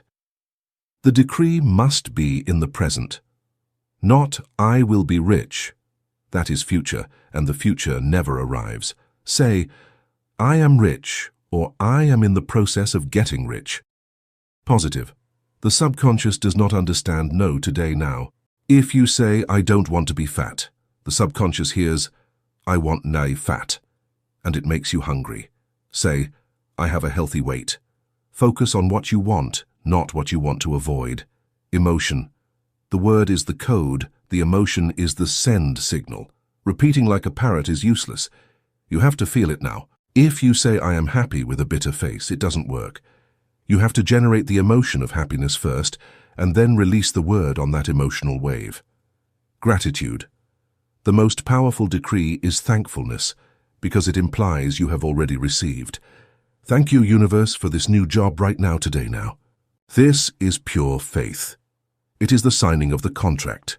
By combining the right words with deep, authentic emotion and heartfelt gratitude, you activate the creative forces of the cosmos, ensuring that your declarations are transformed into the tangible reality of your daily life with grace and absolute certainty in this world now. Chapter 6. The Collapse of Time, Quantum Leaps. Time is an illusion, lunchtime doubly so. Douglas Adams. You don't need 10 years to achieve what you want. You need a second of complete internal transformation, and time will bend to accommodate your new reality. You have been lied to about time. Since school, you have been taught that life is linear today now. First A, then B, then C. They have told you, study, work hard, save bit by bit, climb the ladder step by step, and perhaps when you are 65 years old, you will be able to enjoy life. It is the escalator model. Slow, predictable, safe, and incredibly boring. It is the Newtonian model. Slow cause and effect, right now, today. But then you see people who break the rules. You see a 20-year-old create $1 million company in 6 months. You see someone heal from an incurable disease in a week. You see someone find the love of their life on a Tuesday, get married on Saturday, and be happy forever. What happened there? Did they cheat now? No. They have used a higher law of physics. They have stopped using the stairs and have taken the elevator. They have performed a quantum leap. Welcome to the collapse of time. In this chapter, you are going to learn that time is not a rigid prison. It is an elastic material. You can stretch it or you can contract it today now. If you understand how vibration works, you can save yourself 10 years of effort and compress them into 6 months of intensity. Are you willing to stop waiting and start jumping? By mastering the art of the quantum leap, you bypass the limitations of the physical world and step into a reality where your desires manifest now. Because time is a coordinate, not a clock. Einstein taught us that time is relative. If you put your hand on a hot stove, a minute seems like an hour. If you are with the person you love, an hour seems like a minute. Time depends on the observer. In metaphysics, we go one step further. Time is not something that passes. Time is a location coordinate right now today. Imagine that all versions of your life already exist right now, like rooms in an infinite hotel. In room 101, you are poor. In room 505, you are a millionaire. In room 808, you are sick. All those rooms exist simultaneously in the hotel of the universe, the eternal present. What you call time is simply your awareness moving now. It is simply your consciousness walking down the hallway from room 101 to 505. If you go walking, linear method, it takes 10 years. But if you learn to teleport, quantum method, you can appear in room 505 instantly. Time is not necessary to create. Time is only necessary for your logical mind to accept the change today now. 2. The physics of the quantum leap. In the atom, electrons spin in orbits. For an electron to pass from a low orbit to a high orbit with more energy, it does not travel through the intermediate space. It disappears from orbit A and reappears instantly in orbit B, without passing through the middle. Without time, this is called a quantum leap today now. You can do the same with your life. You do not need to go through the intermediate steps that society imposes on you. Society says intern, assistant, junior, senior, boss. The quantum leap says intern, boss, vibration, boss. How? By increasing your energy. The electron needs an injection of energy now. The electron needs energy to jump. You do too. That energy is not caffeine, it is emotional intensity and certainty of identity. If you are able to raise your vibration to the level of your desire and sustain it, reality collapses. The universe is forced to move you to the new timeline. It does so through accelerated coincidences now. You get fired, collapse of the old, and the next day you meet the investor of your life, appearance of the new. For the external spectator, it seems like a miracle or luck. For you, it is applied quantum mechanics. By holding the frequency of your success, you command the universe to rearrange itself around you right now today. 3. The trap of linearity. The biggest barrier to collapsing time is your logical mind. Your mind is obsessed with the how. I want to earn $1 million. Okay, if I save 100 a month, it will take 800 years. It's impossible. Your mind calculates based on your past and your current resources. But the quantum leap does not use your current resources today now. It uses the resources of the new timeline. When you jump, the how appears. It is like driving in the fog. You only see 10 meters, but if you move forward, you see the next 10. Linear thinking paralyzes you because it wants to see the whole path before taking the first step. Quantum thinking says, I am at the destination now. I am at the destination vibrationally. The path will unfold under my feet as I walk. Stop asking, how long will it take? That question is an affirmation of distance. If you ask, how much longer, you are affirming, I am not there. And the universe responds, correct, you are not. Keep waiting. End the wait now. To collapse time, you have to eliminate the waiting. You have to feel that it is already done. By living in the conviction that your goal is already achieved, you strip away the power of time and force the manifestation to materialize with a speed that defies all conventional logic and expectation in your life today now. Fair living in the end, Neville Goddard. The great mystic Neville Goddard taught the definitive technique for the collapse of time, living in the end. Do not think of your goal as something future. Think from your goal as something present. Example, you want to move to Paris. Thinking of the end, you look at photos of Paris and sigh today now. You wish to be there someday. This creates separation and time. Thinking from the end, you close your eyes and imagine that you are already in Paris. You feel the air of Paris. You smell the croissant. You touch the doorknob of your Parisian apartment. You feel the gratitude of being there. And you look at the world now. When you do this with intensity, you deceive your subconscious and the universe. The universe does not know how to distinguish between what you see with open eyes and what you feel intensely with closed eyes. If your vibration says, I am in Paris, the universe enters cognitive dissonance. It must correct the error today now. System error. Immediate correction. And then the universe moves heaven and earth to take your body to where your mind already is. A job offer appears. a gifted ticket, an opportunity. The bridge of incidents unfolds quickly. You have brought the future to the present. You have collapsed the distance right now, today, now. But as intensity versus duration, here is the technical key. A quantum leap does not depend on how long you visualize, but on the intensity of the visualization. 5 minutes of total immersion where you feel real emotion, cry with joy, and get goosebumps feeling that your desire is real, are worth more than 10 years of lukewarm affirmations today now. It is like boiling water. You can put the water at 90 degrees for a century, and it will not boil. Put it at 100 degrees for 1 minute, and it will boil. You need to reach the emotional boiling point. You need to feel the reality of your desire with such force that when you open your eyes, you are surprised you are still there now. That strangeness, I feel that this is no longer my life, is the sign that the leap has begun. You have killed the old timeline. Now it is only a matter of physical inertia, lag time, for the new one to appear. By prioritizing depth over length, you activate the transformative power of your soul and accelerate your destiny now. Killing waiting mode. Most people live in the waiting room of life. I will be happy when I get married. I will feel safe when I have money. I will rest when I retire. They are postponing their life. They are pushing their happiness toward the horizon. And since the horizon always recedes, they never arrive in their life today now. Living in waiting mode is living in lack. I wait because I don't have.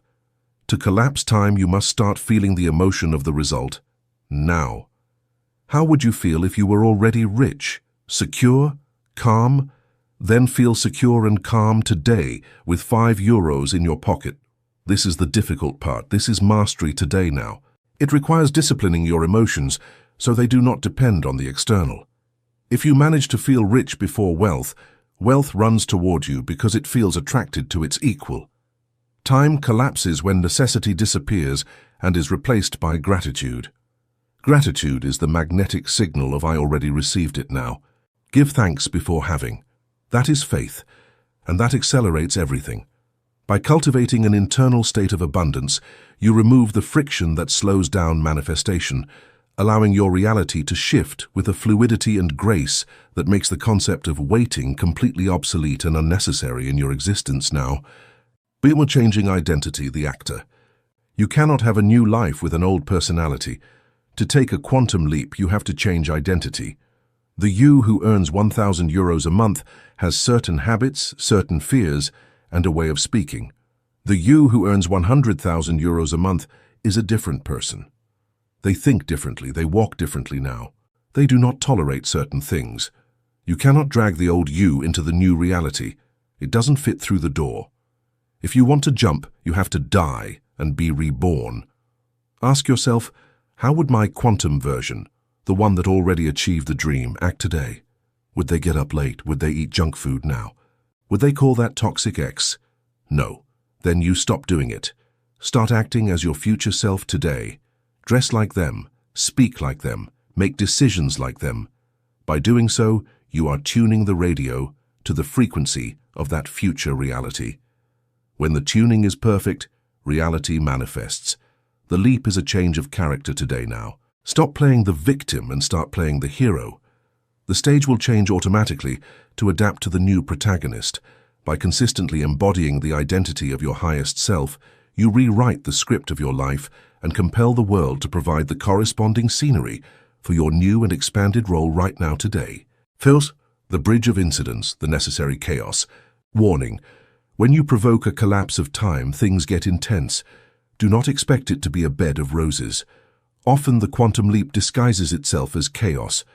You ask for financial freedom. The next day you are fired.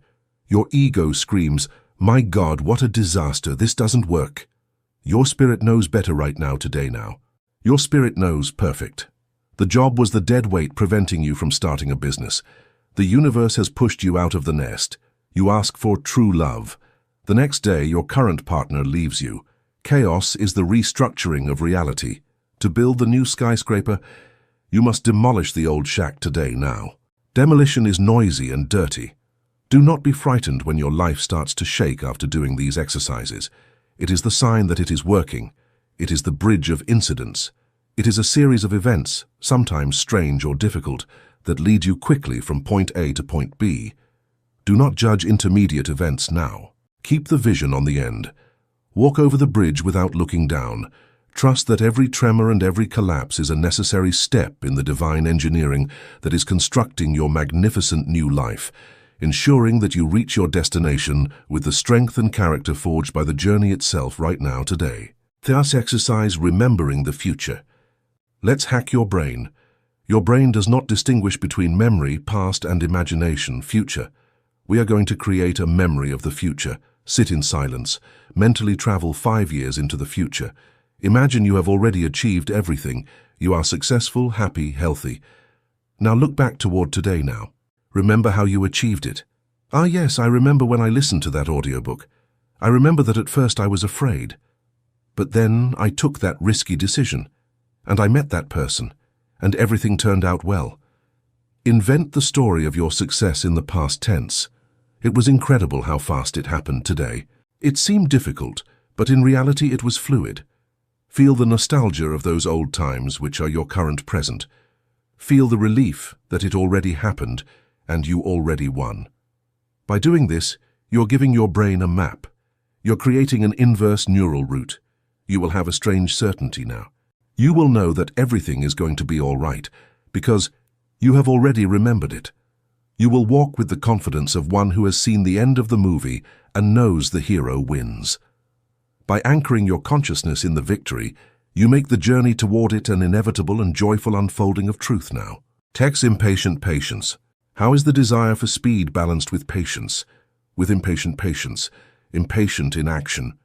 You do not procrastinate. You act today. You seize every opportunity. You go fast. Patient in result. You know the seed is planted, and it is inevitable that it grows. You do not dig it up every 5 minutes today now. You don't dig it up to see if it has roots. Anxiety slows down time.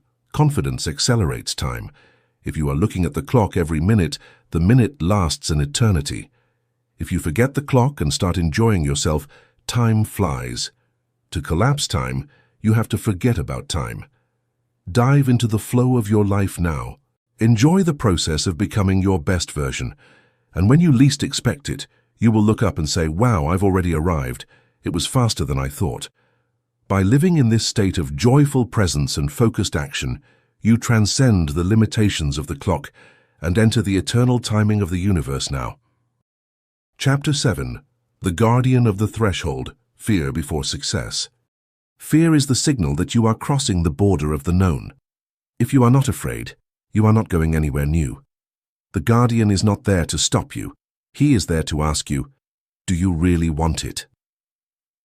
You have done the work right now today. You have tuned your frequency. You have cleaned your mirror. You have read the signs. You have decreed your success. You have even visualized the quantum leap. You feel ready. You are excited. And suddenly, crash. Everything breaks. A paralyzing panic enters you in your life now. You get sick the day before the interview. Your car breaks down on the way to the appointment.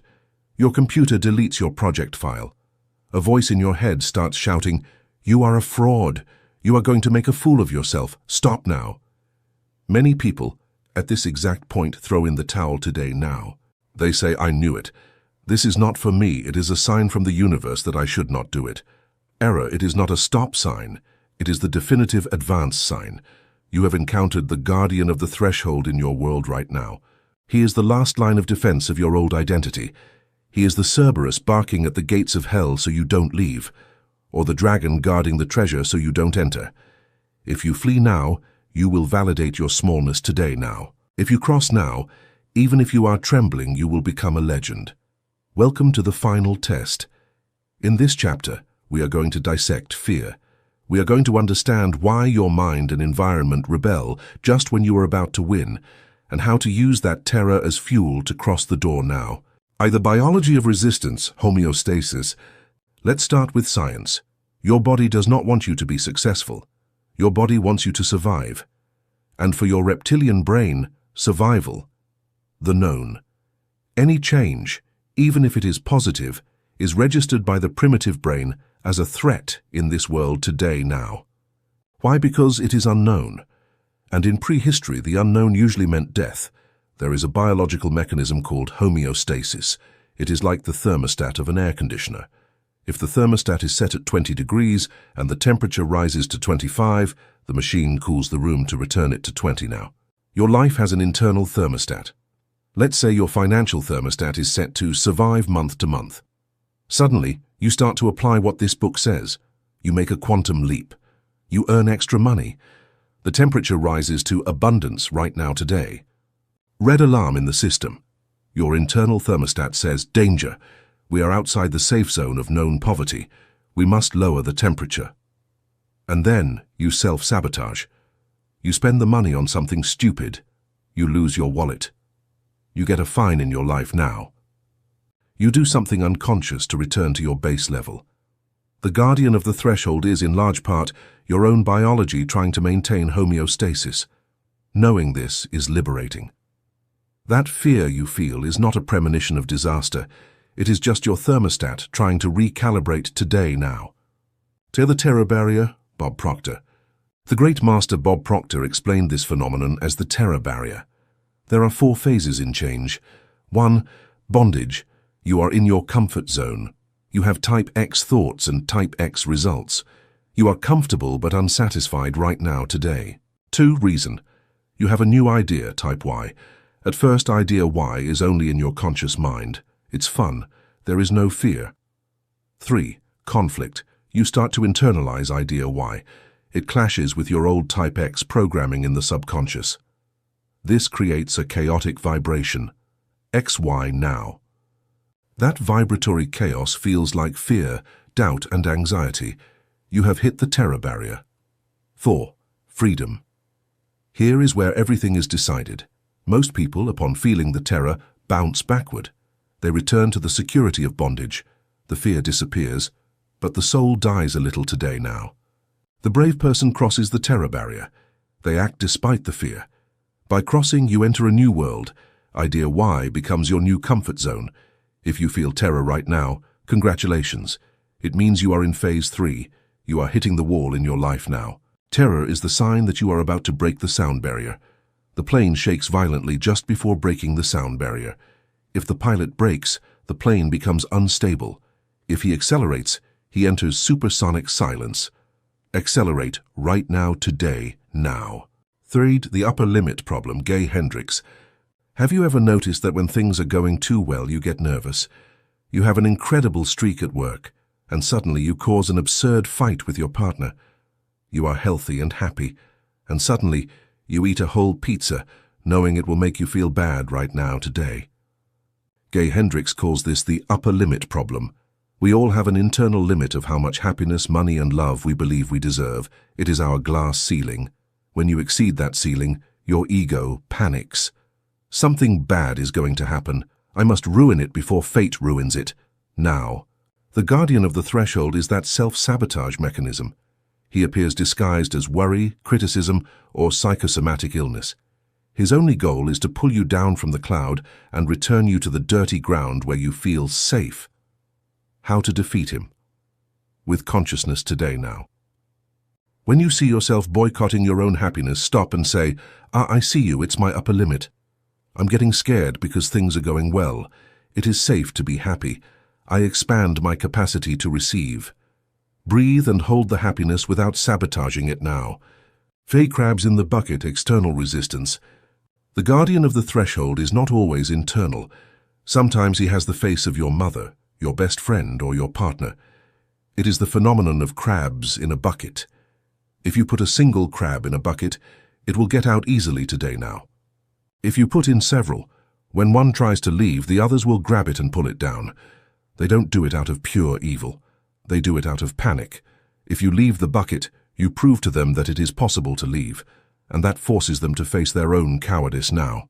Your success is a painful mirror for their failure. That is why when you start to change, your environment rebels. You have changed. You have been brainwashed. These voices are the external guardians. They are there to test your determination in your life, right now, today, now. The universe asks you, how much do you want this? Do you want it enough to endure the disapproval of your tribe? If you stop to please them, you fail the test. If you move forward with love but with firmness, one of two things will happen right now.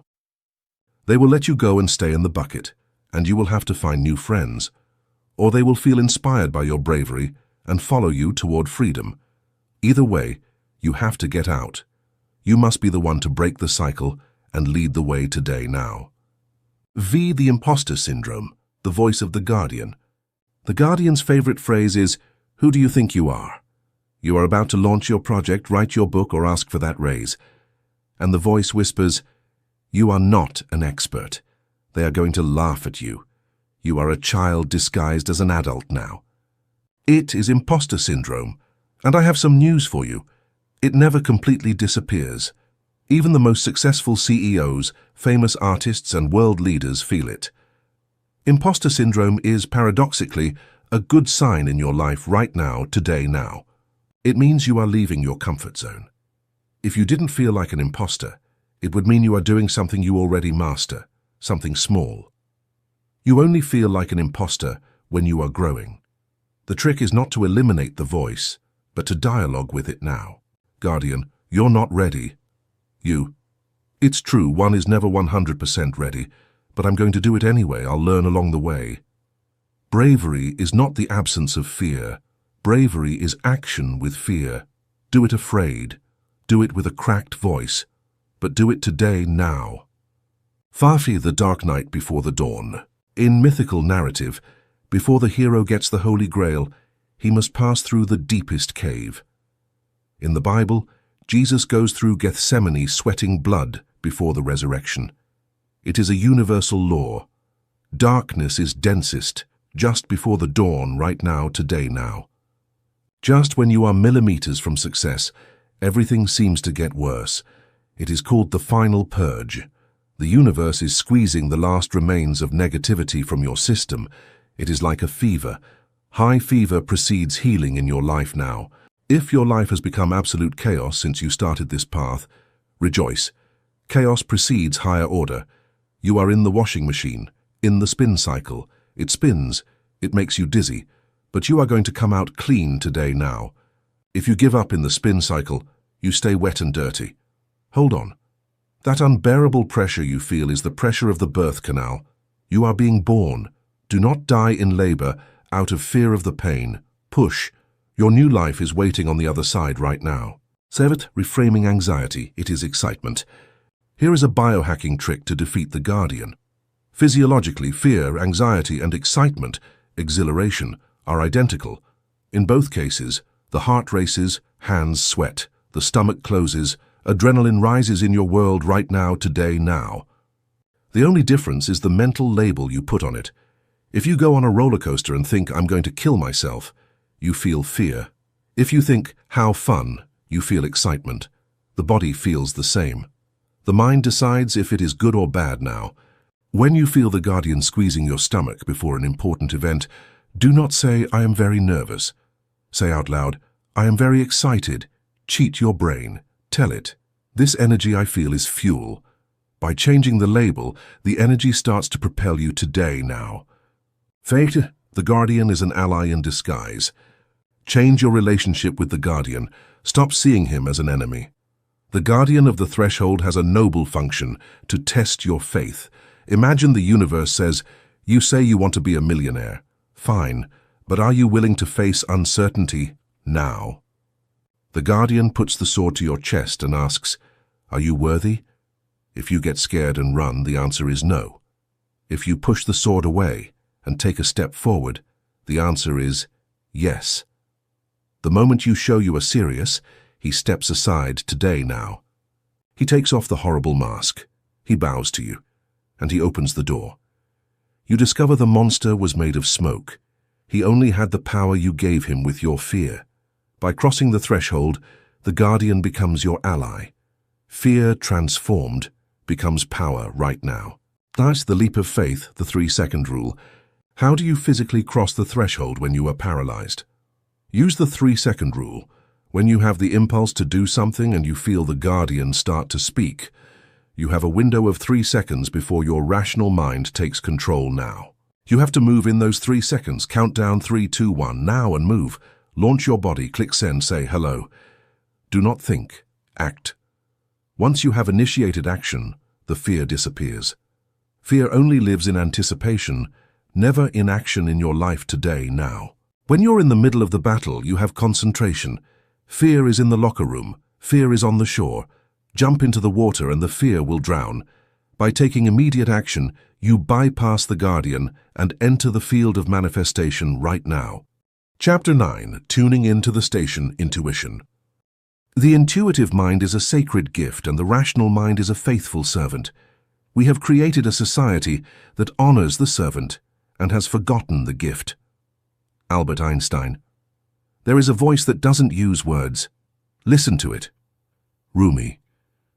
Imagine you are lost in the middle of a dense and dark forest today now. You have no map. You have no compass. There is no signal on your mobile. You are terrified.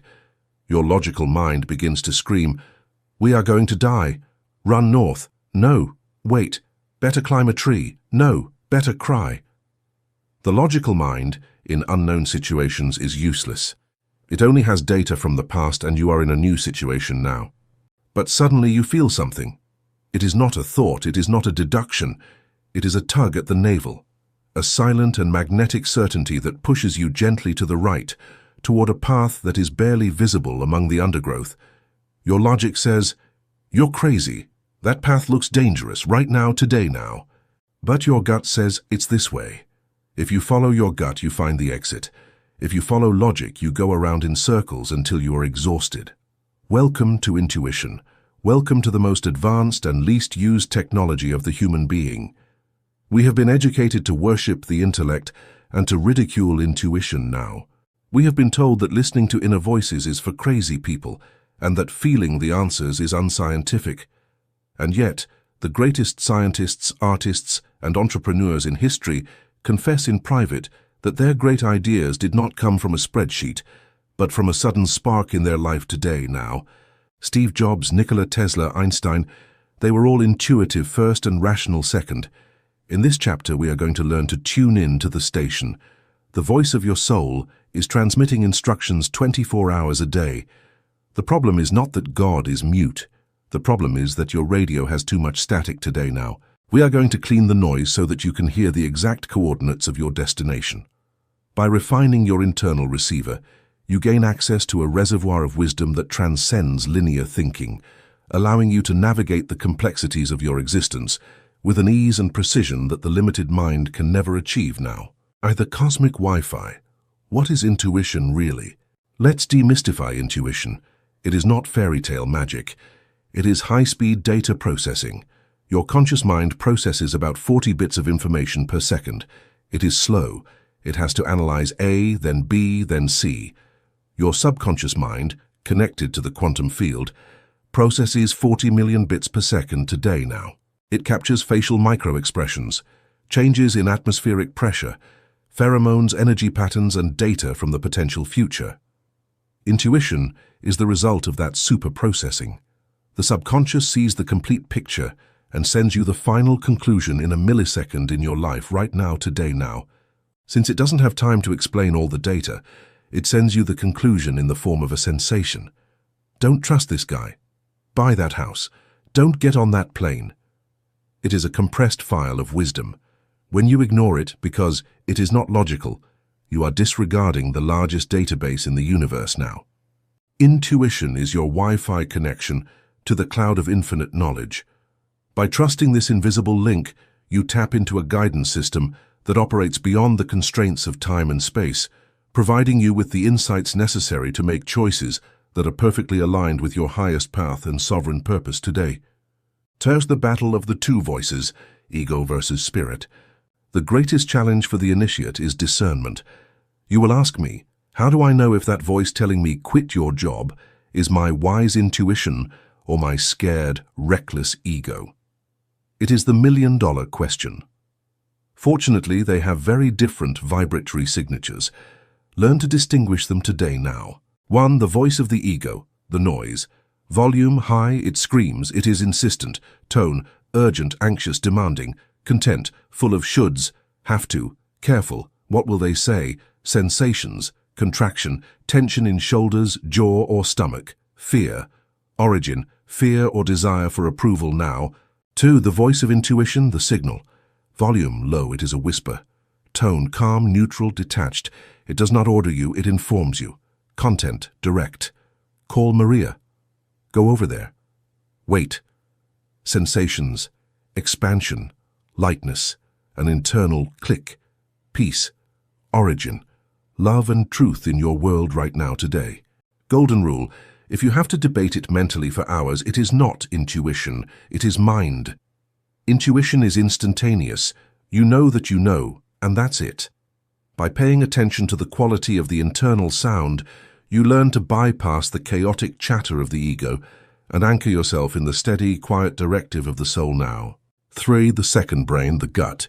Science has discovered that we have neurons in the intestine. Literally, you have a second brain in your belly. And this brain is in charge of visceral intuition. The expressions gut feeling or it gave me a bad vibe are not metaphors. They are biological descriptions. The vagus nerve connects your gut to your brain now. When something is incorrect for you, your gut contracts. You feel nausea and not an acid void. When something is correct, your gut relaxes. You feel butterflies or heat. The body traffic light test. Use your body as a pendulum. Think of an option, e.g., accept job A. Close your eyes and focus on your stomach today. Sensation of expansion. You lean forward, breathe deeply, smile. It is a yes. Sensation of contraction. You lean back, breath shortens, not in the stomach. It is a no. Your body does not know how to lie. Your mind can rationalize, but your body knows the environment is toxic and contracts. Listen to it now. IV. Cleaning the static, detoxification. Why have modern people lost their intuition? Because we live in a nightclub. Constant noise, social networks, news, opinions of others, alcohol, sugar, stress. It is impossible to hear a whisper in the middle of a heavy metal concert. If you want to reactivate your GPS, you need silence right now, today now. Solitude. You need to spend time alone, no mobile, no podcast, just you. At first it is uncomfortable, the ego screams. Then the ego gets tired and the real voice appears. Nature.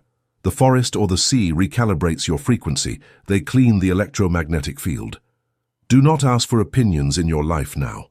When you have an important decision, do not ask anyone for 48 hours. The moment you ask, what would you do, you contaminate your channel. The fear and logic of the other enter you. Stay with the doubt until the answer sprouts from you. You have to learn to trust your internal authority more than the external today now. V. The 2-second rule, the first spark. Intuition is fast. Judgment is slow. When you meet someone new, in the first 2 seconds you have an impression. I like them or I don't trust them. Immediately after, second 3, your rational mind enters to correct. Don't be prejudiced. They seem nice. They are well dressed. In your world right now, today now. And you cover that first impression with logic. 3 months later, that person betrays you and you say, I knew it. I knew it from the first moment. Yes, you knew. You had the information in second 1, but you discarded it for logic. Recover respect for the first spark. That first energetic reading is the purest now. Practice it with small things. You look at the restaurant menu. Your eyes go straight to a dish. Intuition. Mind. But this has many calories. You order something else. The dish arrives and you don't like it. You look at the dish you wanted at first, and your mouth waters. The universe told you what to eat now. Versus CEO versus manager, the correct hierarchy. Don't misunderstand me. Logic is wonderful. It is a powerful tool. But logic must be the manager, not the CEO. The intuition, CEO, sets the course, decides the what and the where. The logic, manager, organizes the details, decides the how. Disaster occurs when you put logic as CEO right now, today now. Logic has no vision of the future. It only analyzes the past. If you ask logic, should I start a company?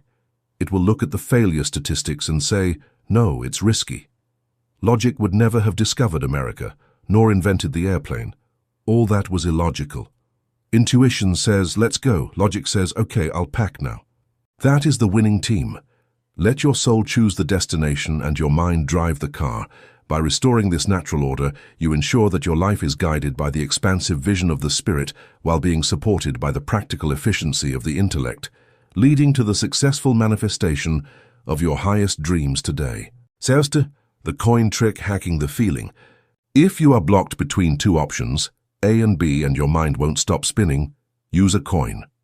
Not for chance to decide, but to reveal your hidden truth. Say, heads is A, tails is B. Flip the coin in the air. Here is the trick. While the coin is in the air, you will realize that you want one to come up now. You say internally, I hope it's heads. Boom, you have your answer, it's A. It doesn't matter what comes up on the coin. You have already seen your real desire. Or if the coin falls and it's tails, option B, observe your immediate reaction. Do you feel relief? It's B. Do you feel a micro disappointment? It's A today now. Your emotional reaction to the result tells you what your truth is. The coin is only a mirror for your subconscious.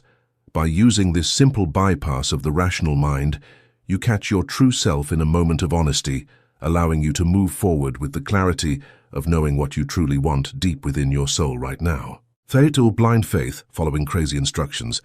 Sometimes intuition will ask you to do things that make no logical sense. Get off the highway now. Call that person you haven't spoken to in 10 years. Buy that book. Do not sign the contract. These are trust tests. The universe is guiding you through the path of synchronicity, but you cannot see the map now. If you get off the highway, maybe you avoid a fatal accident 1 kilometer ahead. You didn't know, but your internal GPS did. If you don't sign, maybe you avoid a legal bankruptcy hidden in the fine print. Following intuition requires courage. It requires being willing to look foolish or irrational to others in your world right now. I didn't feel like it is a complete reason. It is the only valid reason. Over time, you will see that every time you followed that madness, life rewarded you. And every time you ignored it to look good, life charged you a toll. Trust the silent whisper, for it sees the patterns of reality that logic can never detect today. Doubt, differentiating fear versus danger intuition. This is a common doubt. I am afraid to get on the plane. Is it intuition that it's going to crash, or is it my phobia of flying? Key to distinguish phobia, anxiety. It is mental, chaotic, and agitated. You create horror movies in your head. It is noisy, danger intuition. It is cold, dry, and factual today now. There is no movie. There is simply a wall, a feeling of don't get on. It's as if your desire to go had been disconnected. You can feel strangely calm, but immovable in your decision not to go, or you suddenly feel physically ill. If you are doubting, it is probably fear. Real danger intuition is so strong you don't doubt now. X, the dream oracle incubation.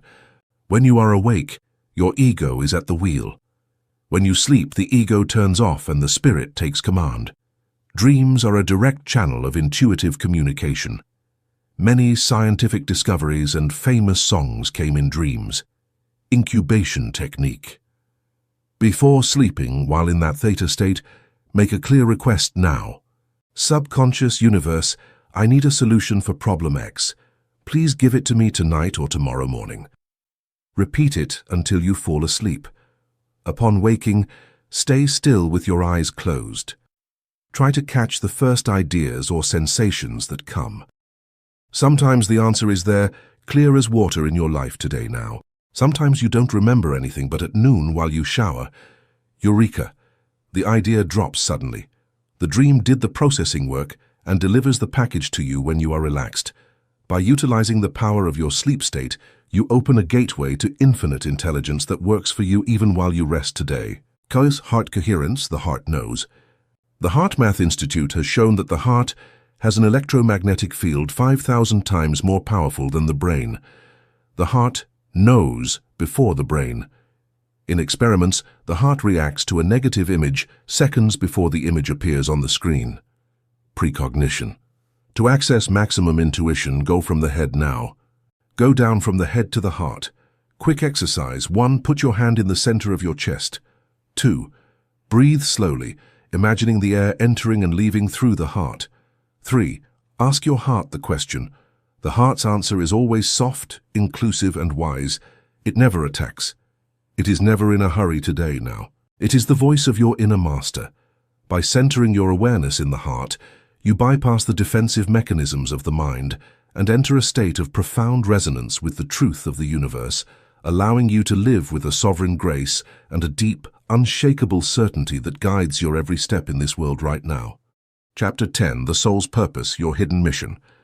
The two most important days in your life are the day you are born and the day you find out why. Mark Twain. Where your talents and the needs of the world cross, there lies your vocation. Aristotle. There is a silent epidemic in the modern world. It is not a virus, it is not an economic crisis today now. It is the crisis of meaning. You see people who have it all, money, health, family, fame, and yet they feel empty. They wake up in the morning with a hole in their chest and wonder, is this it? Working, paying bills, watching series and dying, is this what I came for? That void is not filled with more money or sex now. That void is the voice of your soul screaming, because it is unemployed. You are not a biological accident. You are not the random result of a collision of molecules. You are a divine intention. Imagine the human body. It has trillions of cells. The liver cell has a function. The heart cell has another today now. The eye cell has another. No cell is there just because. If a cell had no function, the body would eliminate it, or it would become cancer, growth without purpose. You are a cell in the body of humanity or of God. You have a specific function. You have a unique design. You have a purpose in this world right now today. If you are not fulfilling that purpose, you feel dissonance. You feel depression, anxiety, and apathy. They are the symptoms of being out of your place in the cosmic orchestra. Welcome to Dharma. In this last chapter of teaching, we are going to discover your hidden mission. We will stop looking for how to survive now. We are going to start understanding how to serve, because true abundance and true happiness are only unlocked when you plug your small individual cable into the great power grid of universal service. By aligning with this greater current, you find that the resources you once struggled to obtain now flow to you naturally today now. The lie of winning a living. We have been brainwashed with a terrible phrase, you have to win your living, earn a living. Think about it, it is absurd. You already have the living. It was given to you for free at birth. You don't have to win it as if it were a prize or a salary. Your right to exist is inalienable in your life today now. What society means is, you have to be useful to the economic system to survive. And so millions of people dedicate their best years to jobs they hate, to buy things they don't need, to impress people they don't care about. That is not life. It is luxury survival. The soul's purpose has nothing to do with your profession now. It has nothing to do with your title. You can be a street sweeper and be living your purpose. You can be the CEO of a multinational and have lost your purpose completely. Your purpose is not what you do outwardly. It is the energy you bring to what you do. It is your unique vibration in this world right now, today now. Some souls have come to bring beauty, artists, decorators, gardeners. Others have come to bring order, administrators, lawyers, organizers. Others have come to bring healing, doctors, therapists, friends who listen. Others have come to bring innovation, engineers, rebels, entrepreneurs. You must find your essence now. If you try to force yourself to be an accountant, when your soul came to be an artist, you will suffer. Even if you earn millions, you will feel poor. Alignment with your original design is the only real wealth. By honoring the truth of your nature, you activate a deep satisfaction that external success can never replicate or replace today. Third, Dharma versus Karma, the current. In Eastern philosophy, there are two forces that move your life. Karma, past. It is inertia. It is the outstanding debts, the repetitive patterns, what drags you backward. It is the hamster wheel. Dharma, future, purpose. It is your cosmic duty. It is the reason you incarnated. It is what drives you forward now. When you live in your Dharma, the universe supports you. Remember Chapter 8, Surrender and Flow. Dharma is the channel through which the river flows. If you swim in the direction of your Dharma, you go with the current. Things come out easy. Resources appear. You feel full of energy in your soul today, right now, today. If you swim against your Dharma, out of fear, greed, or family mandates, Life becomes a constant struggle. You get sick. You exhaust yourself. The universe is telling you, it's not that way. Turn around. Many people believe that finding their purpose is difficult. I don't know what I want to do, they say in their world now. Lie. They know it. But they are afraid to admit it because it doesn't seem practical or profitable. Your dharma is not always logical, but it is always enthusiastic. The word enthusiasm comes from the Greek entheos, God within. That which enthuses you, that which makes you lose track of time, is the GPS signal of your soul now. Follow your enthusiasm, and you will find your dharma. By trusting the joy that arises from certain activities, you align yourself with the path that the universe has already paved for you, ensuring that your efforts are magnified by the power of the divine intent that placed those desires in your heart in the first place today now. Thirst Childhood Clues, the original code. Before society reprogrammed you, Chapter 3, you knew who you were. Look at 5-year-old children. One is always building towers with blocks, architect-builder.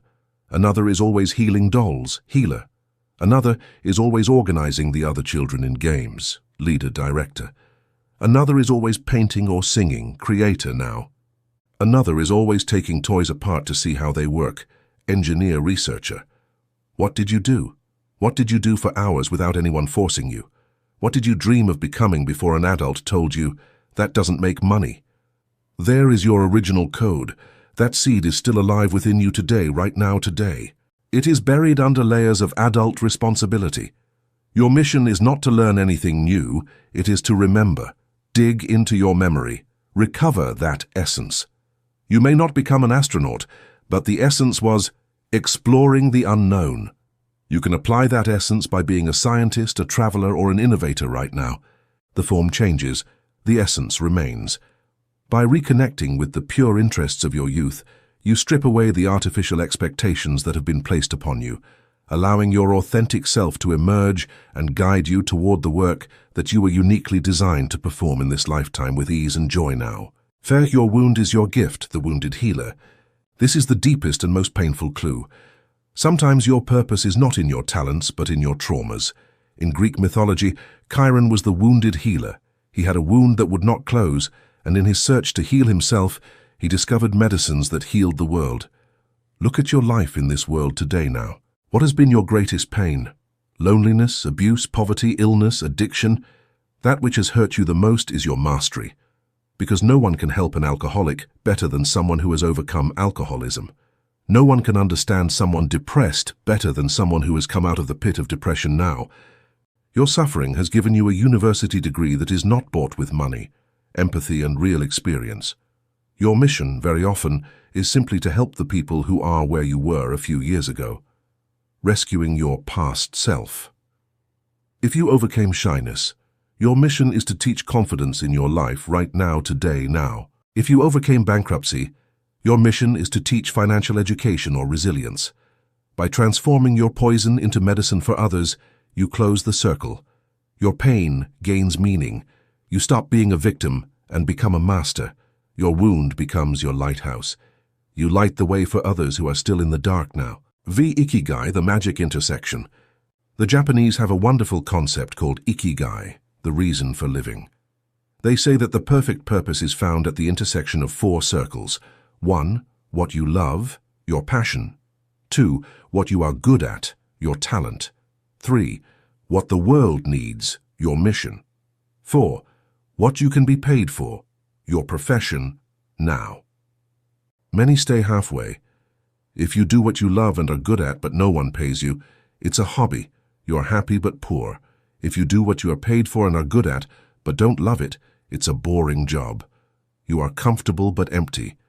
If you do what you love and the world needs it but they don't pay you, it's volunteering now. You have satisfaction but no sustenance. The metaphysician seeks the center. He seeks to monetize his passion by serving the world.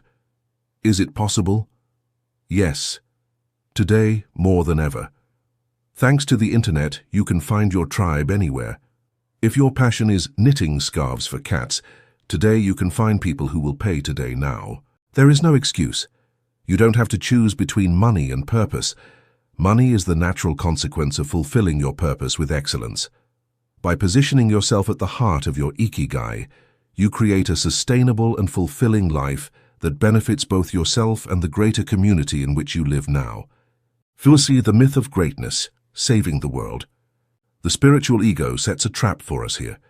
It makes us believe that having a purpose means being famous, writing a bestseller, saving the whales, or being Mother Teresa. If you don't save 1 million people, you feel you have failed. This is false. Most purposes are local and silent in this world right now today. Perhaps your purpose is to be an incredible father who raises 2 healthy and loving children. Perhaps your purpose is to be the baker who, with his smile and hot bread, brightens the morning for 200 people in the neighborhood every day. Perhaps your purpose is to tend a garden. The universe does not measure magnitude now. It measures frequency, the quality of love. A small life lived with great love has more impact on the invisible plot than a famous life lived with selfishness. Do not pressure yourself to leave a legacy with statues. Your legacy is the energetic footprint you leave in every heart you touch today in your life now. If you help a single person to have hope, you have not lived in vain. Relax.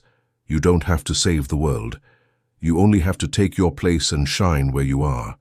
By being a beacon of light in your immediate surroundings, you contribute to the collective elevation of humanity in a way that is profound and lasting now. Service as the key to abundance. Here we reveal the definitive economic secret. Money is a certificate of appreciation that society gives you for serving it, if it is ethical money, of course. If you want more money, stop thinking about how to make money. Start thinking about how to serve more people, or how to serve better today in your life now. Selfish people, who only think about what am I going to get, block their own flow. Service people, who think about what can I give, open the floodgates. Zig Ziglar said, "You can have everything you want in life if you help enough other people get what they want." It is the law of sowing and reaping now. Your purpose is your seed. If you keep the seed in your pocket, the seed rots, there is no harvest, you are poor. If you throw the seed into the ground, deliver your talent to the service of others, nature returns to you multiplied by 100. The universe is the most generous employer that exists right now, today, now. If you work for the universe, fulfilling your dharma, the universe will take care of paying your bills and with a tip. Trust this. Dedicate yourself to giving, and the receiving will take care of itself. By making service your primary motivation, you move beyond the fear of lack and into a state of perpetual provision and grace now. Theta, fear of your own light, Jonah complex. Curiously, we are more afraid of our success than our failure. Marianne Williamson wrote it masterfully. Our deepest fear is not that we are inadequate. Our deepest fear is that we are powerful beyond measure. It is our light, not our darkness, that most frightens us. Why? Because responsibility comes now, today now. Because if you admit you have a gift and a mission, you acquire responsibility. You can no longer hide. You can no longer play at being small. You have to expose yourself. You have to be seen. You have to be a leader. And that panics the ego, which wants security and anonymity. This is called the Jonah complex in your life now. Jonah tried to flee from the mission God gave him and ended up swallowed by a whale. If you flee from your greatness, life swallows you. You feel suffocated, trapped in the whale of mediocrity. Get out of there. Stop apologizing for shining. Your small game does not serve the world. You must step into your power today now. When you shine, you give unconscious permission to others to do the same. You do no one a favor by playing dumb or incapable.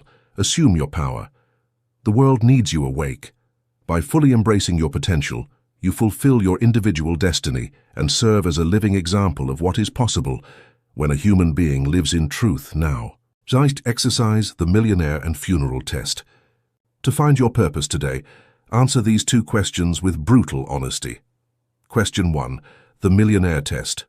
Imagine that today you win 100 million euros in the lottery. You no longer need to work for money ever again. You spend the first year traveling and resting. But in the second year you get bored now. You need to do something with your time. What would you do? What would you do for free, just for the pleasure of doing it? Would you write? Would you teach? Would you cook? Would you take care of animals? That is your purpose. That which you would do even if they didn't pay you. Is that for which you should be paid today? Question 2. The rage test. What makes you angriest in the world? Animal abuse, political injustice, pollution, poor education of children, junk food. Your rage is a compass. That which outrages you is that which you have come to solve. You are not angry by chance. You are angry because you have the internal code now. You see how it should be, and you see the discrepancy. Your purpose hides behind your indignation. Wherever you see a problem that hurts you, there is your work. By directing your energy toward the resolution of what troubles you most, you find a deep sense of calling that fuels your actions with unshakable resolve now. The 3 stages of evolution. Your relationship with purpose evolves. 1. The victim. Life happens to me. There is no purpose, only survival. Asleep. 2. The creator. I create my life. You use the law of attraction to get things for yourself. Success, money, enlightened ego. 3. The channel. Life happens through me today now. You surrender. You ask, God, universe, what do you want to do with me today? You no longer seek your personal success, but to be an instrument, awakened. The true soul's purpose is found in stage 3. It is when you become the flute through which the universe blows. There is no more tension, only music now. Conclusion, now it is your turn. The audio is about to end. My voice will fade away in a few seconds. Silence will fill the room once again. And in that silence, you will be left alone with yourself. That is the moment of truth. Until now, it has been easy. Listening is passive. Nodding your head while I told you universal secrets is comfortable today now. It feels good to know things. The spiritual ego loves to accumulate data, but this book has not come into your life so that you can be smarter, nor so that you have interesting conversation topics at dinners. This book has come into your life to set it on fire. The title was not a marketing phrase in your world right now, today now. It was a literal sentence. If this book found you, it is for a reason. The reason was not to entertain you. The reason was to wake you up. The universe has moved invisible threads, has calculated times, and has synchronized algorithms to put this information in your ears at this precise moment in your history in this world now. The universe has fulfilled its part of the deal. It has delivered the map to you. It has given you the compass. It has reminded you who you are. Now, the ball is in your court. The book has done its job. Now it is your turn to do yours. Do not make the mistake of the spiritual tourist in your life right now, today now. The tourist visits sacred places, takes photos, says, "How beautiful," and goes back home to live just as before. Do not be a tourist. Be an inhabitant. I do not want you to believe me. I do not want blind faith. I want you to be a scientist.